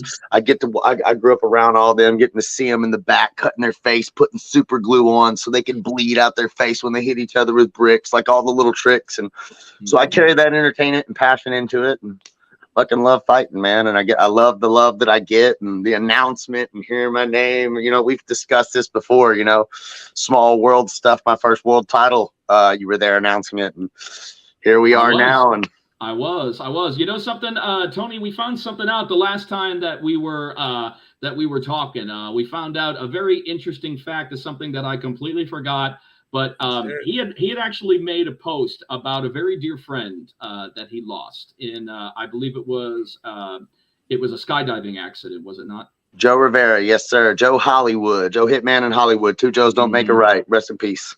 Yeah, I was very, very sorry to see that. But at the same point when I was looking at his post, there was a picture of him and yourself in the cage. And I remember seeing the backdrop along the cage. It said King of the Verizons. And I'm saying to myself, holy shit, I announced that event. This was in Atlanta, Georgia, 2009, 2010, around that time. Just this one time that I was representing this one. It was actually my first MMA event in Atlanta. And I announced you and announced your boy, and I completely forgot about it. I was thinking November 2011. Was it 2011? 2009. Excuse me. My wife corrected me, not 11. 2009. Okay. Wow. That is absolutely crazy, man. And I try to keep a mossy mind when it comes to the memories that I've made when it comes to the fight world. But that one, I just had to see that, and it was an unfortunate post that came flooding back. I would have much loved to have had that be a more positive. But that's what unfortunate things are. You can always find the best in the light and the love and the connection that you might have missed without tragedy or things in your lives. You know, there's always a purpose, whether it's God or life or energy or whatever you believe in karma. There's always a purpose behind it, man. And my life's been easier since I let the things get to me. This fight I'm dedicating to Joe. You know, I got a special walkout. I'm hoping to have his wife and his daughter come, and they still skydive. His whole family, you know, they're still in it. And I was debating doing my video, because usually before every fight I jump out and he would always record me and I'd flip him off. Even with Connor, I jumped out. We pretended to be flying over London. I'm like, we're flying over London. We're going to jump out on top of his gym and beat his ass right now. And so I'm not going to do that video this time, man, but I got his family coming to support me at the fight in Virginia. And I'm going to wear Hollywood on my banner. And yeah, so he's still a part of it. He sponsored me every fight after that fight. Actually, he would always get a VIP table because we were on that card together. He became my general manager. I was teaching kickboxing in Atlanta after we fought on that card, became best friends, and he became a sponsor of mine until he passed away, obviously. But yeah, so that his memory is still carrying on. It'll still be there. Nice. So were you saying that you're coming out with do you have a new theme song that you're coming out with for him? No. I still do the Hitman 187. Welcome to the Joe Show, my rap song I do. I thought about asking, there is a famous rap artist or two that I've been talking with about doing a feature and a remix of their own song, but until I sign the contract, I'm going to keep that quiet, but that's going to be pretty awesome if I get that to go down too. So that's going to be dope, man. So where did the whole nickname Hitman 187 come from? Who gave it to you? Sammy Collinwood, he's good friends with Dean Toole. He's a referee, owns UCF, Ultimate Cage Fighting. Yep. Not UFC, but Ultimate UCF. Back in the day, it was an amateur company. I went 10-0 for him. Anyway, I was supposed to fight 170. I was walking around like 189, fat as hell, living down in Panama City, living the beach life. 2007. Anyway, I went to fight for Sammy Collinwood down in Crestview, Florida, and the opponent I had backed out of the fight the day before. Well, there was a 185-pound guy out of Danny Ruiz's Team Capital in Florida. And they were like, hey, Hitman, will you fight him? Because I was walking 189, and I was like, sure. And they're like, he's 11-0. I remember my coach right before I went out there, he kind of like smacked me around, headbutted me in the forehead, and he looked at me and said, this dude's probably going to whoop your ass, but you're tough. You said you wanted to do this. Let's go. And I'm like, I went like I was like a raging puppy dog or something on gunpowder. It was horrible. I'm okay, coach. And I really don't remember what happened. I remember going out there, and it's like somebody made fun of my mama, and I've always been powerful. So I went out there, and I'm like, all right, knock him out. Apparently, he dropped me to the floor. They said I hit the ground. My fingers touched, and it was like a lightning bolt hit my butt. And I jumped off that canvas and hit him and knocked him out. And was on top of him. And we wound up getting a knockout of the night. And I didn't really have a nickname at the gym. I'd only been training for 3 months. Obviously, I have a black belt taekwondo.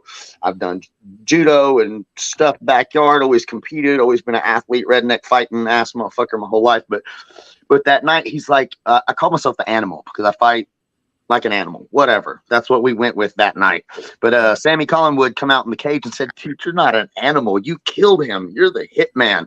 And everybody started going, hitman, hit. And I got fight of the night at Sammy Collinwood, my very first fight against a guy who was 11-0.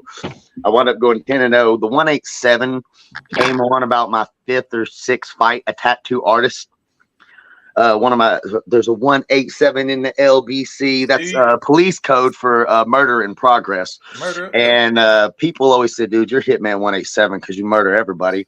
So it became a thing, and it just kind of stuck with me, Hitman 187.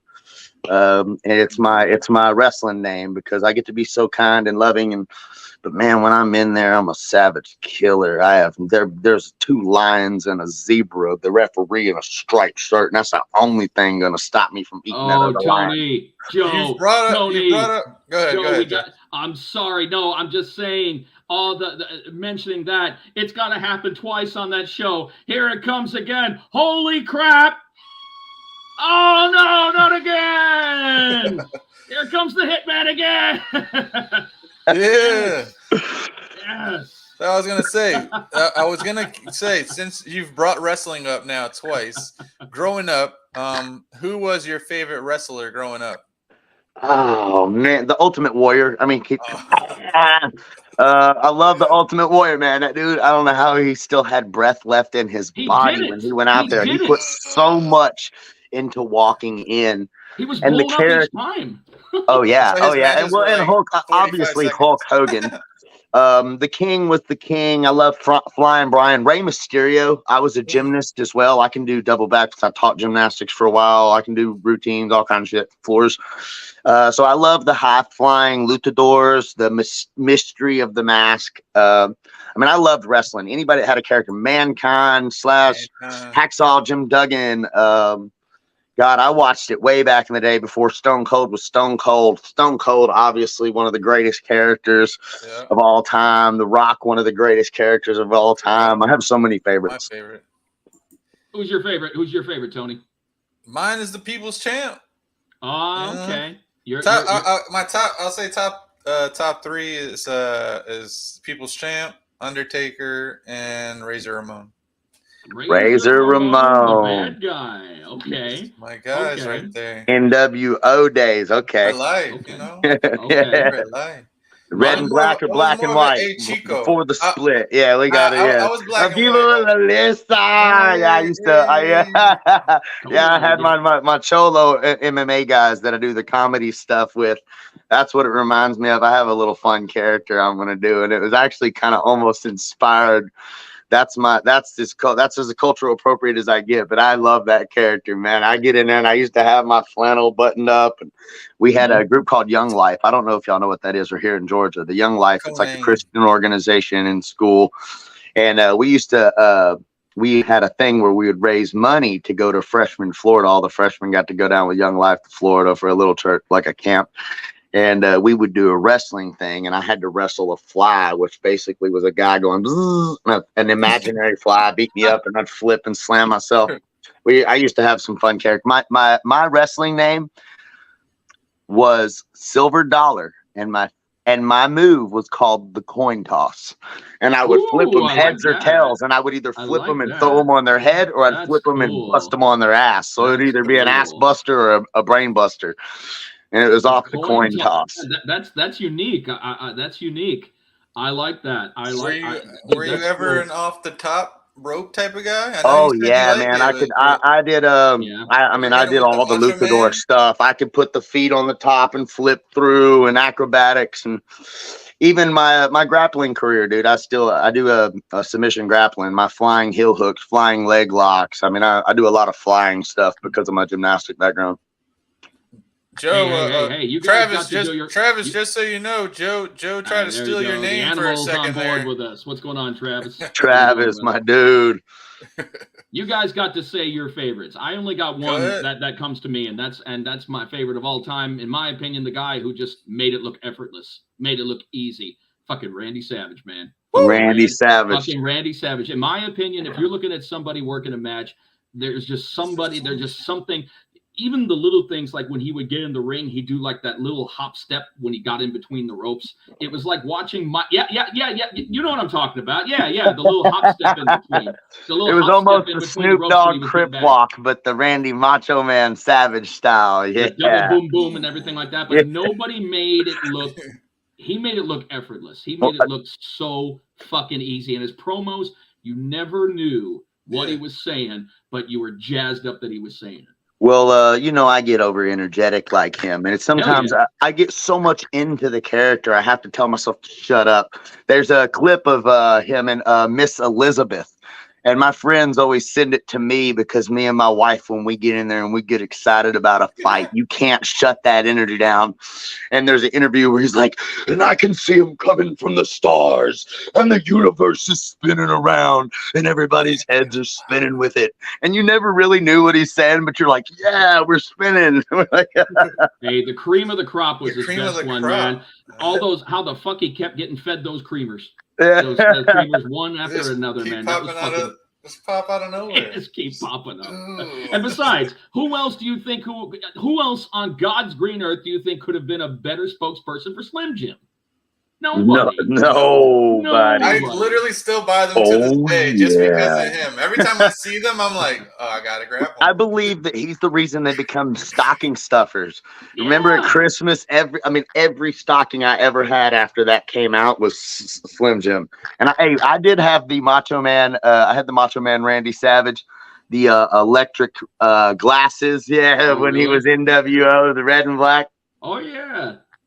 Oh yeah. Plus, also, what was really interesting about Randy, man, is how he completely reinvented himself after he had taken some time off, and then he came back to WCW, and his physique was completely different. Completely different looking dude. I remember seeing him. It reminded me. Do you remember when what's his name? Brutus the Barber Beefcake had a certain look to him. But when he was the disciple in NWO, you would say that to other people and like, that's not Brutus. That's not Brutus the Beefcake. Doesn't even look like him. Big Papa Pump, the Moondogs, when they came back, I remember them at Mid-South Championship Wrestling, how little they were, and they actually came out in the wrestling headgear, and then he came back as Big Papa Pump with the biggest guns in the world. I know. That was that era. Those guys were on that juice then, boy. They made wrestling entertaining, and they didn't care, man. They fly off 40-foot.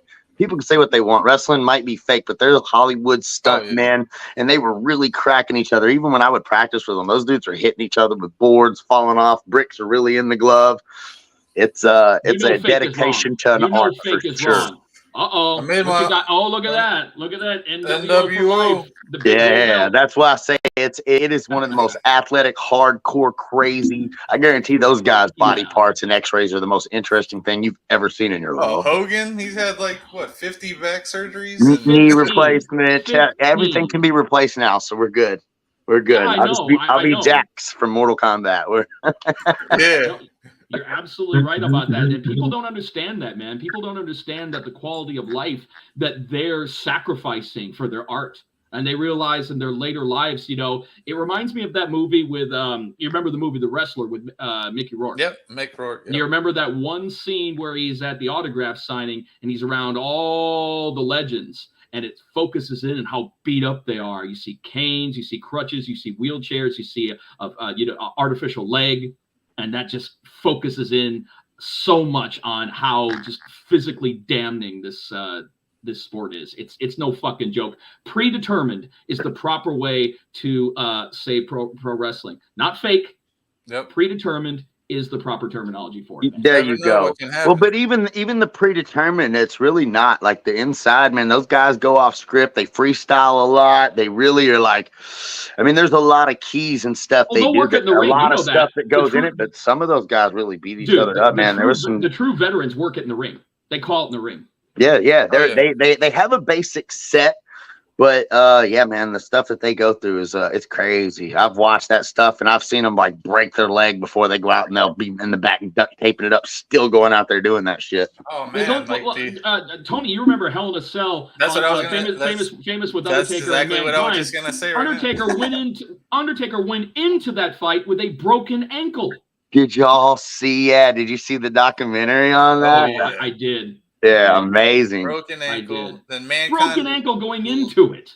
Left out of the ring with, I think it was a total of like 11 broken bones. When look, see, it's in our contract now. We're not able to talk about certain injuries. Obviously, we don't want to do things. But God, when I get done and I write a book and I tell people about the things that have been injured on me when I have actually fought.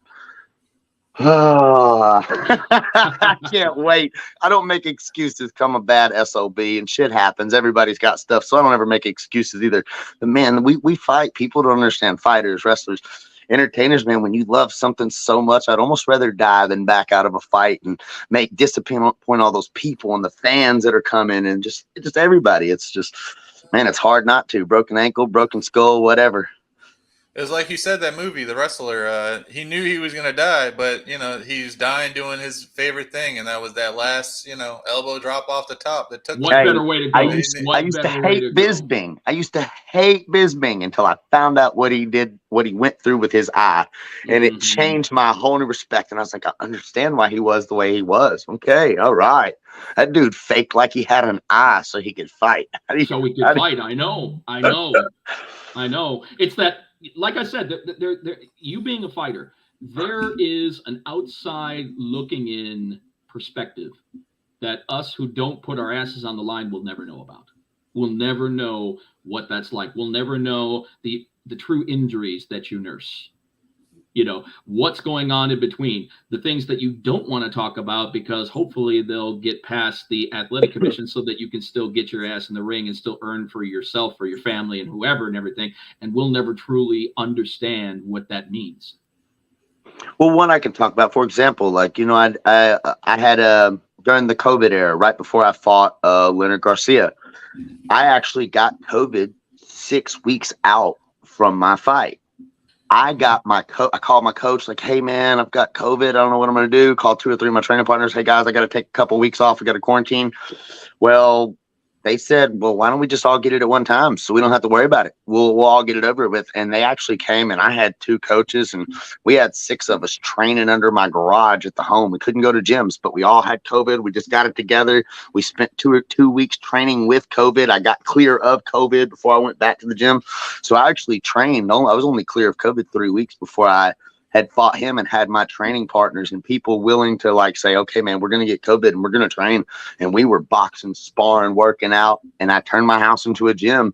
My coach lived with me. 2 of my training partners lived with me. And hey, and you know, it's just something I never talked about online, but I dedicate everything I can because I love it so much. But it's just like you say, y'all don't understand my part, but I take time to understand y'all's. Your energy when I hear that, Joe, man, Elmore, my skin starts shaking, and the announcers and the podcast, and there's just so much that goes into it, or there is no moment for me to go out there and do shit. Hey, we don't sell the steak, baby. We sell the sizzle. That's all right. Hey, the commercials get you to the store, baby. I'll just get you to eat. I like that. I like that. I like that, yeah, man. A man of many words. But let's go ahead and let's cut through all the crap and all the turkey. Let's go ahead and talk about the return of the Hitman 187, Mr. Joe Elmore, who we have not seen in the squared circle since Bkfc London, man. You got to be psyched. You got to be super, super psyched about your return, brother. Oh, I'm sweating. I'm so ready to entertain. I want to be the world champion at 165. Palomino's out the way. Go just come in slinging, could barely hit. Won a close fight. Jake Lindsay got lucky, if you ask. Not lucky, but Connor was beating Jake Lindsay whenever he went in there. I could have fought a smarter fight against Connor, easily beat him. It was a close fight. So I'm still in the top rankings, and I'm just excited to get back, entertain the people, get myself back in the top 10 and make a run, because I'm super healthy. I think I can come in this fight and not underestimate my opponent, because he's a great striker, but I'm a dog. I've still never been dropped in a fight, and I'm coming out here savage. I held back against Connor, and I tried to prove to the world that I was a boxer, and I'm not a boxer. I'm a world-class striking savage, and I'm just ready to come back and drop bombs and chase my dream and get that title. What do you think about Dustin Page? What do you think about Dustin Page as your opponent for this one? For it's your great. Comeback fight? We are it is a great pair up, because he is a Abercrombie model Fitch, looking like he could stand outside with his underwear on outside and sell some tight teeny bopping t-shirts, and wow. and I'm a big psycho savage. So his fans and my fans are gonna be two opposites. He's a cool dude. Me and him have spoke before. We hung out at the South Carolina fights, not knowing we were gonna fight. I've seen his career as a UFC fighter. He's a world-class fighter that nobody can deny his talent. So when you have two guys like us that are evenly matched up, he is a good striker, but willing to engage. The people are going to get to see a fight that I believe is going to be, it's either going to be a fast knockout or another Tom Shoaf chaotic war, where I set him down for 5 rounds and he tries to survive and cut me open good enough to get somebody to save him. Well, what do you want? What do you want? Do you want the fast knockdown? I mean, it seems like most people gear more towards the fast knockdown. Or do you want to put someone in the pressure cooker and let them know that you're in the ring? I want people to know I'm dangerous. I want everybody to be scared shitless, because I can. That's what I did with Tom, man. I told my coach was mad. I said, I got that quick knockout against Chope, and I told my coach, I'm like, Coach, I want a bloodbath. And I did. I got fight of the year. Now I'm not going to try to go out there and headbutt. I'm going to use my boxing mixed with my talent and skills, the angles I've been working. And I've got some surprises that I'm just, some good training partners, some techniques I've been working with some really talented people. And I'm going to apply that and always learn, because the evolution of bare knuckle, the clinch, some of the stuff that Reggie applies with turning people out. And so I've worked a lot of that, but man, I'm going to brutalize him. I really just want to prove I'm one of the best in the world. So I want to look technical. I want to look sharp, but at the same time, I just want to be untouchable, like kind of mix what Palomino does, the way he moves and stuff, but with just that rage that Go-Go went with, and keep it myself. But yeah, man, I just got a little evolution. I've spent a year off, and it's not going to be me coming back with ring rust. I've spent 20 hours the last 3 weeks sparring, at least 20 hours a week with some of the best guys in the world. And I've got to a point where boxers, fight, Muay Thai, MMA, it don't matter what kind of striker you are in the gym, I'm putting people down, body, head. I'm hitting people in the arm and they can't throw their arms no more. I've focused on being a world champion, and I've had a year to get frustrated and focus.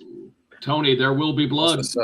Oh yeah, that's what I said earlier. When me and Jeff were talking before we came on. The Ace Boom Control. What's up, baby? It's gonna be a hell of a finally know who it is. Yeah, I know, right? Yeah, we got to get him on the show. I told him to go to Spencer's or wherever and go get his mask so he can wear. Yeah. But Yeah, so let's see. Let's say there is a movie that comes out after it's all said and done. Who plays the hitman? Oh, that would be hard. Hmm. I'm still young enough to play myself, I think. There you go. I think I would have to play myself, man. I'm such a character. There's no need to deny it. I could, would have to find a younger version of me, but I would definitely be my own Rocky in the later version, and it would have to go back and tell the story from the couch to the cage. That's what I want to call my book anyway. From me sitting on a couch watching Chuck Liddell and watching Randy Couture and always being the little country kid with that knockout power, saying that was going to be me one day. So I do believe that would be an interesting movie to show the evolution of what turned me into this kind of savage. But I don't know who would play. God, I don't know. I don't know, man. I'm such a character. I don't think anybody can be me. Actor? Who's your favorite actor ever? It's Johnny Depp, but he would do a horrible job of playing me.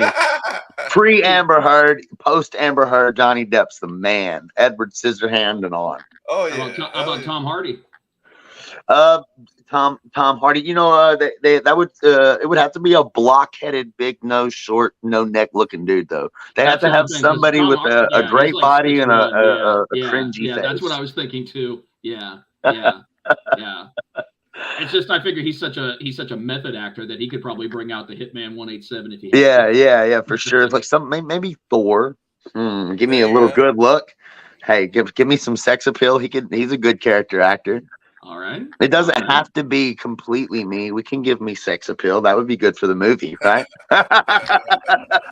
People should. Hey, Hollywood, take notes. No, well, I don't know if I want Hollywood controlling my movie. There's no telling how I'd turn out. That's a good point. AI.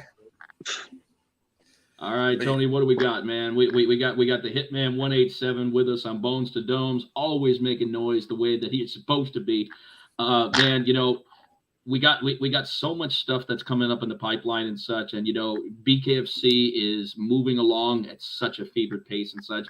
I think that this is your ticket back into consistency in the squared circle. And I know you want it. I know that you don't want to be a once a year, twice a year shit. You don't even want to be a 3 times a year. You want to be consistent in the squared circle, dropping people down and eventually going after that 165-pound championship. So what is it going to take with this fight moving forward to get you into that situation? That's the game plan, and why I don't want to just go out there and swing wild. I'm going to finish him fast, and if I don't finish him fast and it goes 5 rounds, I'm going to brutalize him with short shots, long shots, proper shots, whatever it takes to stay as healthy as I can. Get to that next fight. I spoke with Dave. You know, Dave said he has plans for me. He loves me. Just like I want to be able to be ready and available for Bkfc, and I know that they have a plan that's huge way down the road that they can't tell us as fighters. Yeah. And as long as I'm a part of that and I go out there and I stay healthy, Dave's told me he's going to give me a couple fights, 2 or 3 this year. That's what we've talked about. That's my plan. Try to get them back to back, stay healthy more like I did after choke to him. And yeah, man, I want to get 3 fights this year, stay healthy, and just keep winning, keep focusing. The fans, the people, stay more active as much as I can do, consume my life in Bkfc because it's my home and I love it. Love it, Tony. You know it, man. Now I asked, we just had Britton Hart on. So before we let you go, it is coming upon, one of my favorite seasons of the year, and that is good old Halloween. So I want to ask you, man, what is your top 3 favorite Halloween movies? I'm a Freddy Krueger guy. I would say not necessarily Halloween movies. I love Nightmare on Elm Street. There you go. Whenever they could control the what was the dream where they could control the dreams and he become the superhero. I can't remember exactly which one, but I love all the Freddys. Freddy was just my shit. I always saw it as a comedy, and my parents couldn't understand from the time I was 4 years old. I was obsessed with watching this scary movie, Freddy, and I would laugh, and my brothers and sisters would have nightmares. And I even had the Freddy Cougar thing. I've dressed up as him a couple times. I have the sweater. It's still up in my closet. I'll dress up as Freddy sometimes. Freddy's that guy. Freddy definitely was that guy. Nightmare 1 and 2 definitely got it into me. I'm going to be honest with you, man. I kind of started losing a little bit of it, but I saw that the genre changed when you started getting into 3, 4, and 5. That it was staying away from the serious horror and it was getting that comedy spin put on it. So maybe it's not like I steered away from it, but it's weird how the genre changed. You know, I guess that they said, you know what, we can't keep this serious for number 3, number 4, number 5. We got to do something different with Freddy. And that's what they did. They put the comedy spin on him. It was still there in 1 and 2, but it was very dark. It was definitely more dark. I think that's what it was because, for example, think about what Exorcist, right? That was another one of the greatest scary movies of all time, the Exorcist one. But it had people scared. They were so attached to it that it was demonic. So I think to get Christian at the time to accept it, maybe they took some of the demonicness, added a little bit of flavor to confuse us all into more being able to watch it. You know, because rated R movies will win a lot of awards, but they don't ever get the most people there. So they were the marketing and being smart. Sucks, doesn't it? I hate that. I hate that you have to bastardize a movie nowadays to make it PG-13 so that you'll get the most people walking in and such. But I got to go watch Freddy 4 at the theater. Fuck yeah. I'm good with part 1. After that, I was like, Part 2 was good. Part 2 I wasn't really a Freddy guy. See, I'm a Michael Myers guy, so. But I'm a goofball. Even when I'm like, I think about like the guys that talk to people, Sean Strickland in The Ring.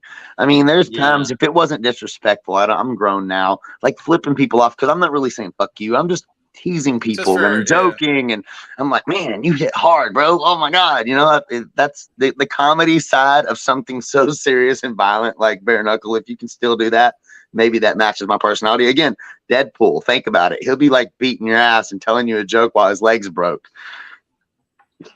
That's true. That's a very, very good point. That's a very, very good point. You know, I mean, you see him out literally wiping out, 10 gangsters at once. And then the next time, he's in a bar, picking up a hooker who ends up becoming his girlfriend with $245 and a free yogurt gift card. With chimichangas just laying around the house. I know, everywhere. I know. Chimichangas everywhere. No telling how long that's been sitting there. Favorite scary funny movie is definitely probably Scary Movie. I actually like Scary Movie. It's corny, funny, stupid. Yeah. Scary Movie 1 was great. What's that? And I had that on my phone. Obviously, I went through the stage where I called my friends, and we did that ridiculously too much. Nothing, chilling, drinking a bud. Yeah, I got somebody right now. I'm not gonna do it, but they were like, "Man, please, when you win this fight, get on there and be like, can I get a yeah? See if I can get the audience in." I think that's the new one. Okay, just don't say yeah. Don't do that. Don't do LA Night. Nah, I'm not gonna steal the Ric Flair either. Whoa! So I gotta say, as a kid, the only movie that actually scared me was probably Pet Sematary 1. Gauge the eyes on Gauge. And thinking about a pet, me loving pets, no, that one got me. That's why maybe it wasn't my favorite. Like one of the, if you ask me what the scariest movies are, as far as favorite. And he was what, 5? He was like, okay, let me tell you a funny story. Here's the scariest I've ever been in my life. Okay. I was watching Stephen King It. Okay. And at the time I was a kid, I loved Freddy. My parents let me get it. I was actually a little bit older, maybe like 12 years old at this time, 13.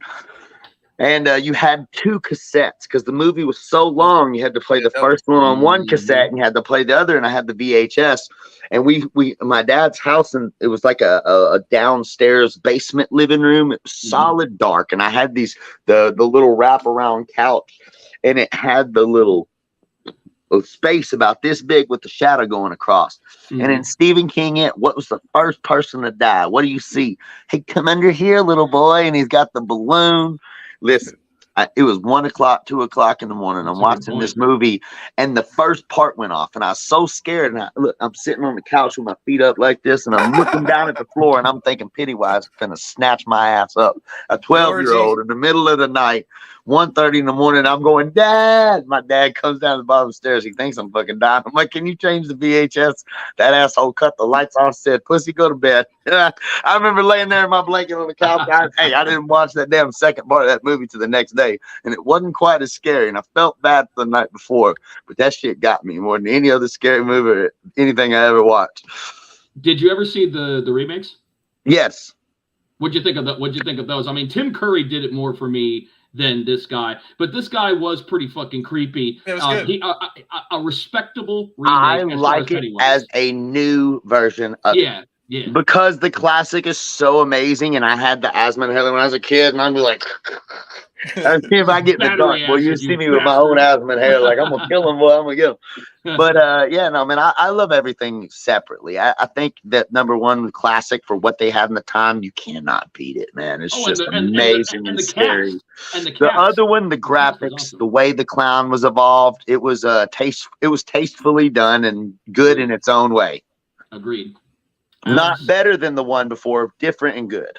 It's hard to kind of put them in the same context because there's such different times. They were such different times. And honestly, I think Tim Curry did it more for me because Tim Curry is such an amazing method and character actor that it's almost like he hardly had to do anything to put. They had more built around the character for him to show that personality too, with the cave and the graphics and the way they did the movie. That's what I mean. It was for its time. If that things would have been available to go along with the character to boost it, maybe. But there was just that. That's why I like the in the first movie, it was more about playing and being the character and being psychological. Yes, it was like he remember had when they to were do looking at more the picture? Because there was less around him.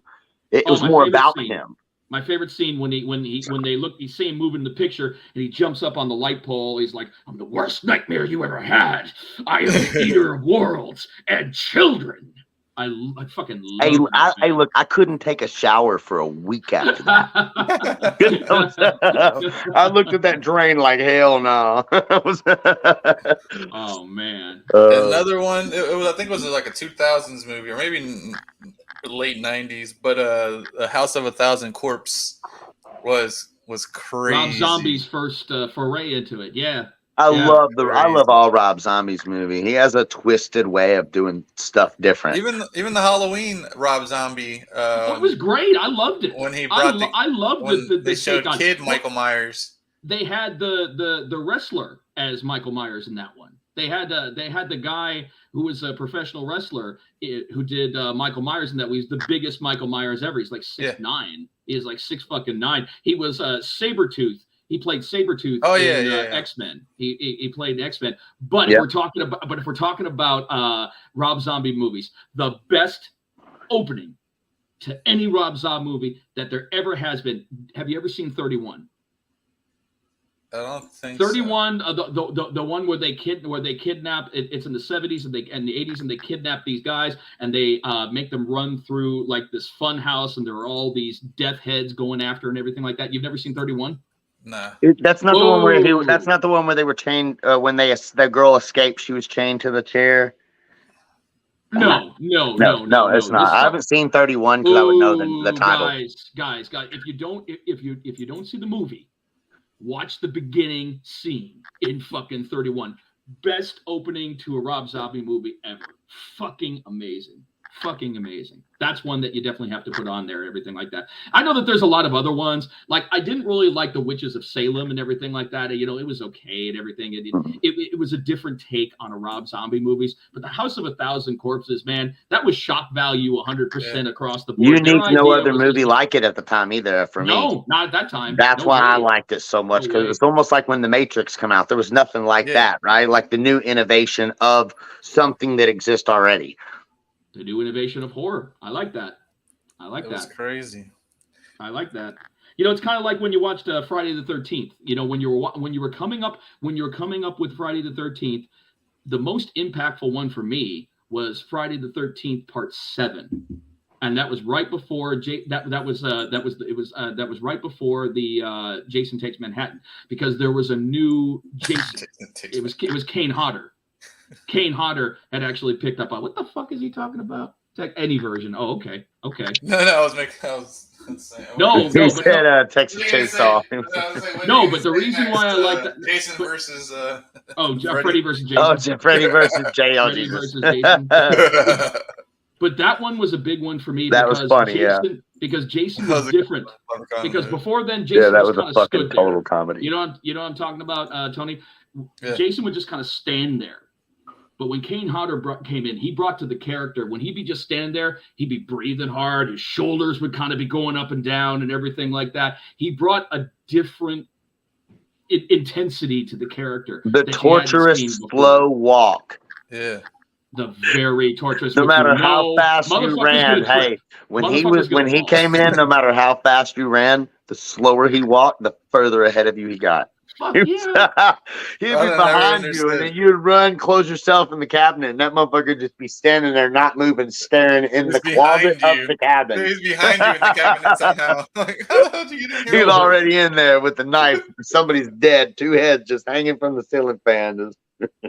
No, seriously. Even though the premise of that movie was fucking stupid. I mean, I love that Kane Hodder brought a new thing to Jason, but the premise of that movie was stupid, because that was the bitch who had the ESP and the kinetic she could actually make shit happen. You know, in the end, she brings back her father to life to kill Jason and everything like that. I'm like, okay, come on. Yeah, it's getting a little bit much. But then again, how many times at that point had Jason risen from the just dead? walked slowly and killed somebody and went to the lake with chains on, and then died in the cabin, and somebody ran naked out of a shower. It was everybody's fucking when Jason's around. Everybody's fucking when Jason is around. I'm like, why he just like knows where all the naked girls to murder are. He just knows where the best campfires are. He's like, I smell a campfire. There's naked bitches to kill. I smell pussy. Yeah, s'mored whores. There's Oh, Joe, you are always fun to talk to, man. I'm gonna tell you, man, we're gonna go ahead and let you get back to it, man. But like we did with Britton and like we do with all of our guests, we want you to have a moment before we let you go, so that you can go ahead and give your shout outs to your sponsors, your family, your friends, anyone that you want to give a thanks to as we approach to Bkfc 51. Your time, brother. Man, thank my opponent for not being a pussy. Dustin, thank you. That's not going to last long. I'm still going to beat you up, but thanks. But no, on a serious note, Macro Mills here in Georgia, I'm only like 10 or 15 pounds from making weight, and I've still got 3.5 weeks. This is one of the lightest I've been since I fought 155. Almost could make it again. I'm strong, fast. So thank you, my Macro Mills here in Georgia. Amazing. My wife, she's my manager, my corner, my partner. She's always here. Everybody knows we're the biggest team, you know, so I have to thank her, because she keeps me in line and keeps me confident and working hard, even when I don't feel good, supporting my dreams. Not like a lot of other people, man. She's always pushing me to push harder. And all my other sponsors just here and there that have just helped me. Eric Ortega, Robert, all you guys, man, that are helping me where I can stay and focus on fighting only. Thank y'all so much. Russ Cassidy, God, thank y'all so much. My new glove sponsors, I'm finna make a big post on them. Shout out. When the gloves get here, I'm finna make a big post. Thank you. Everybody, thank you so much for the Hit Squad and all my supporters. Thank you guys again for giving me a platform to even thank anybody or get everybody excited about the fight. Yeah, man, I love you guys. Thank y'all so much, everybody.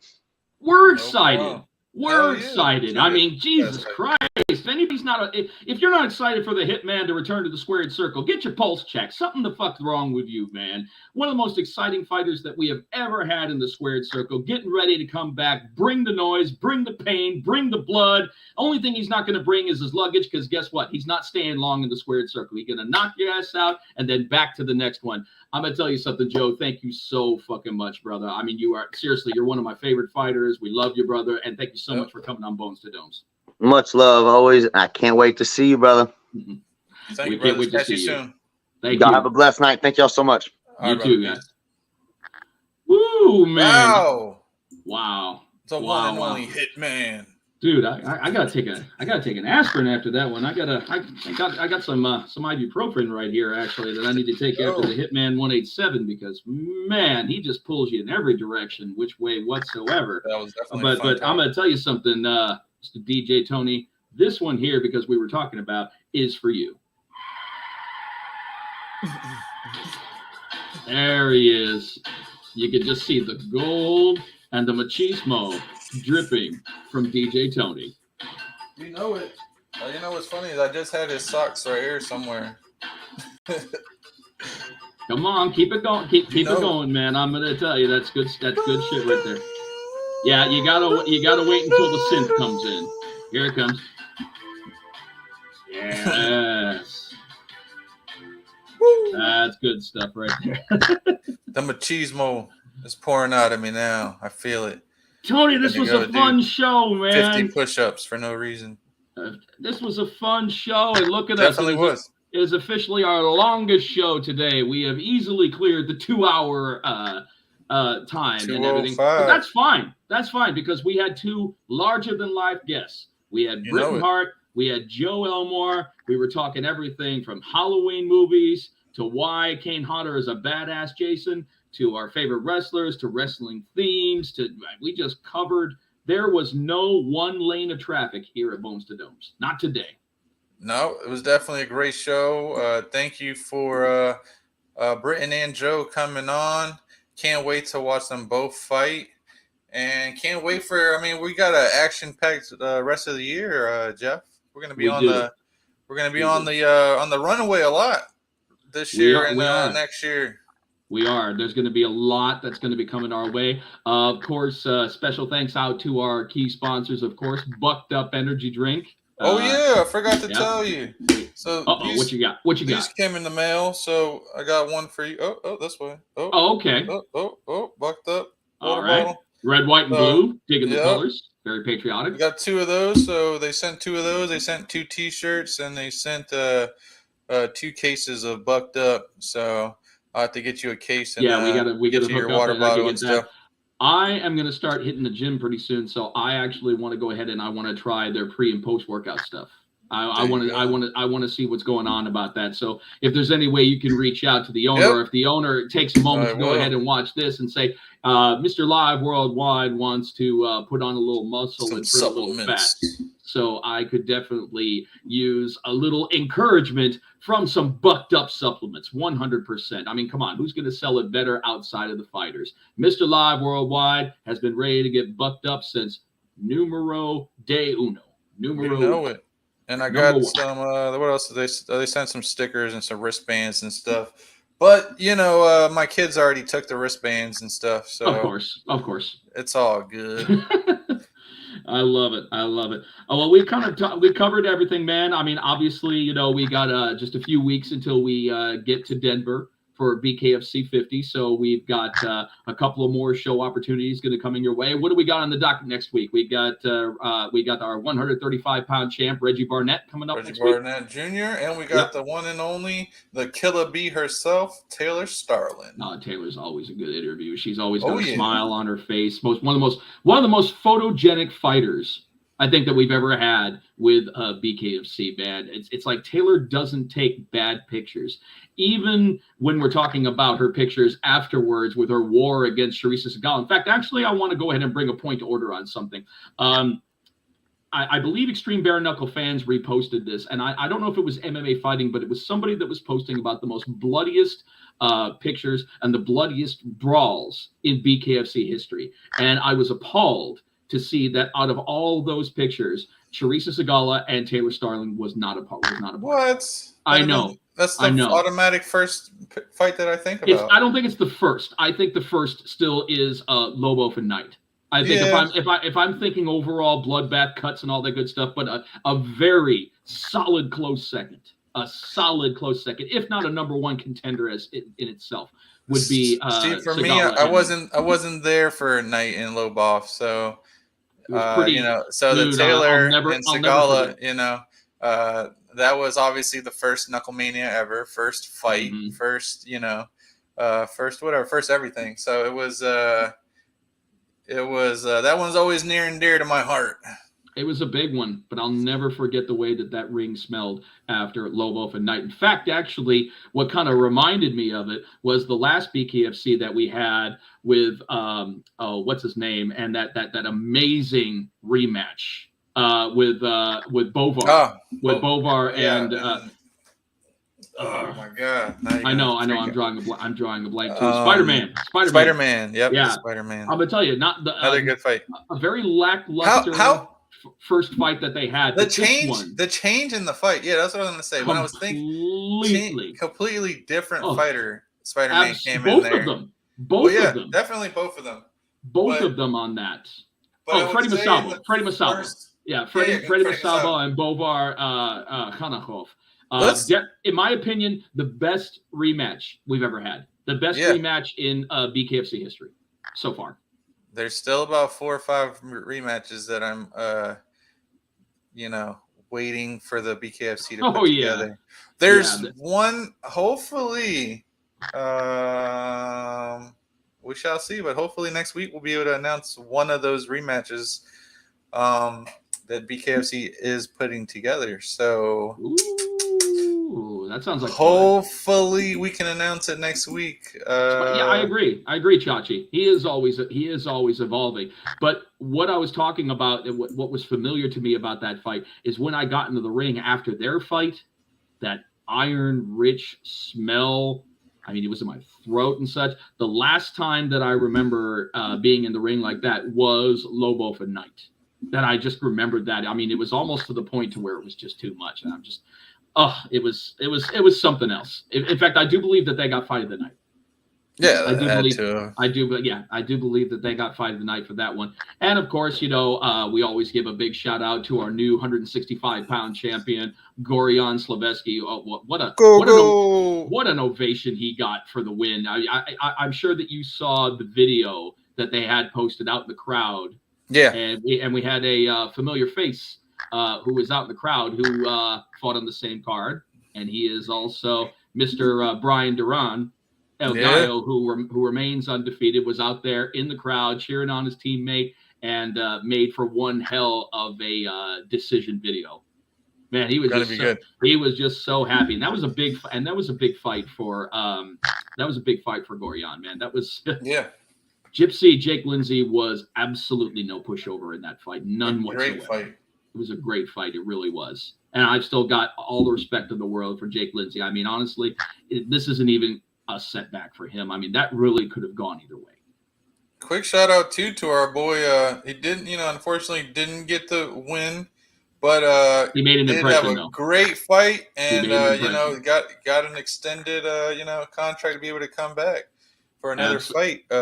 My man Chachi Versace. So. Well, not only that, Mr. Chachi Versace welcomed a new member of his family not too long ago. Oh yeah, congratulations too. Absolutely. So congratulations to you, brother. That's wonderful. We had the missus in the Sprinter on the way down, and she was about ready to go. But I'm glad that she was there for your fight, and then afterwards, you welcome that brand new beautiful life into the world. So congratulations to you, brother.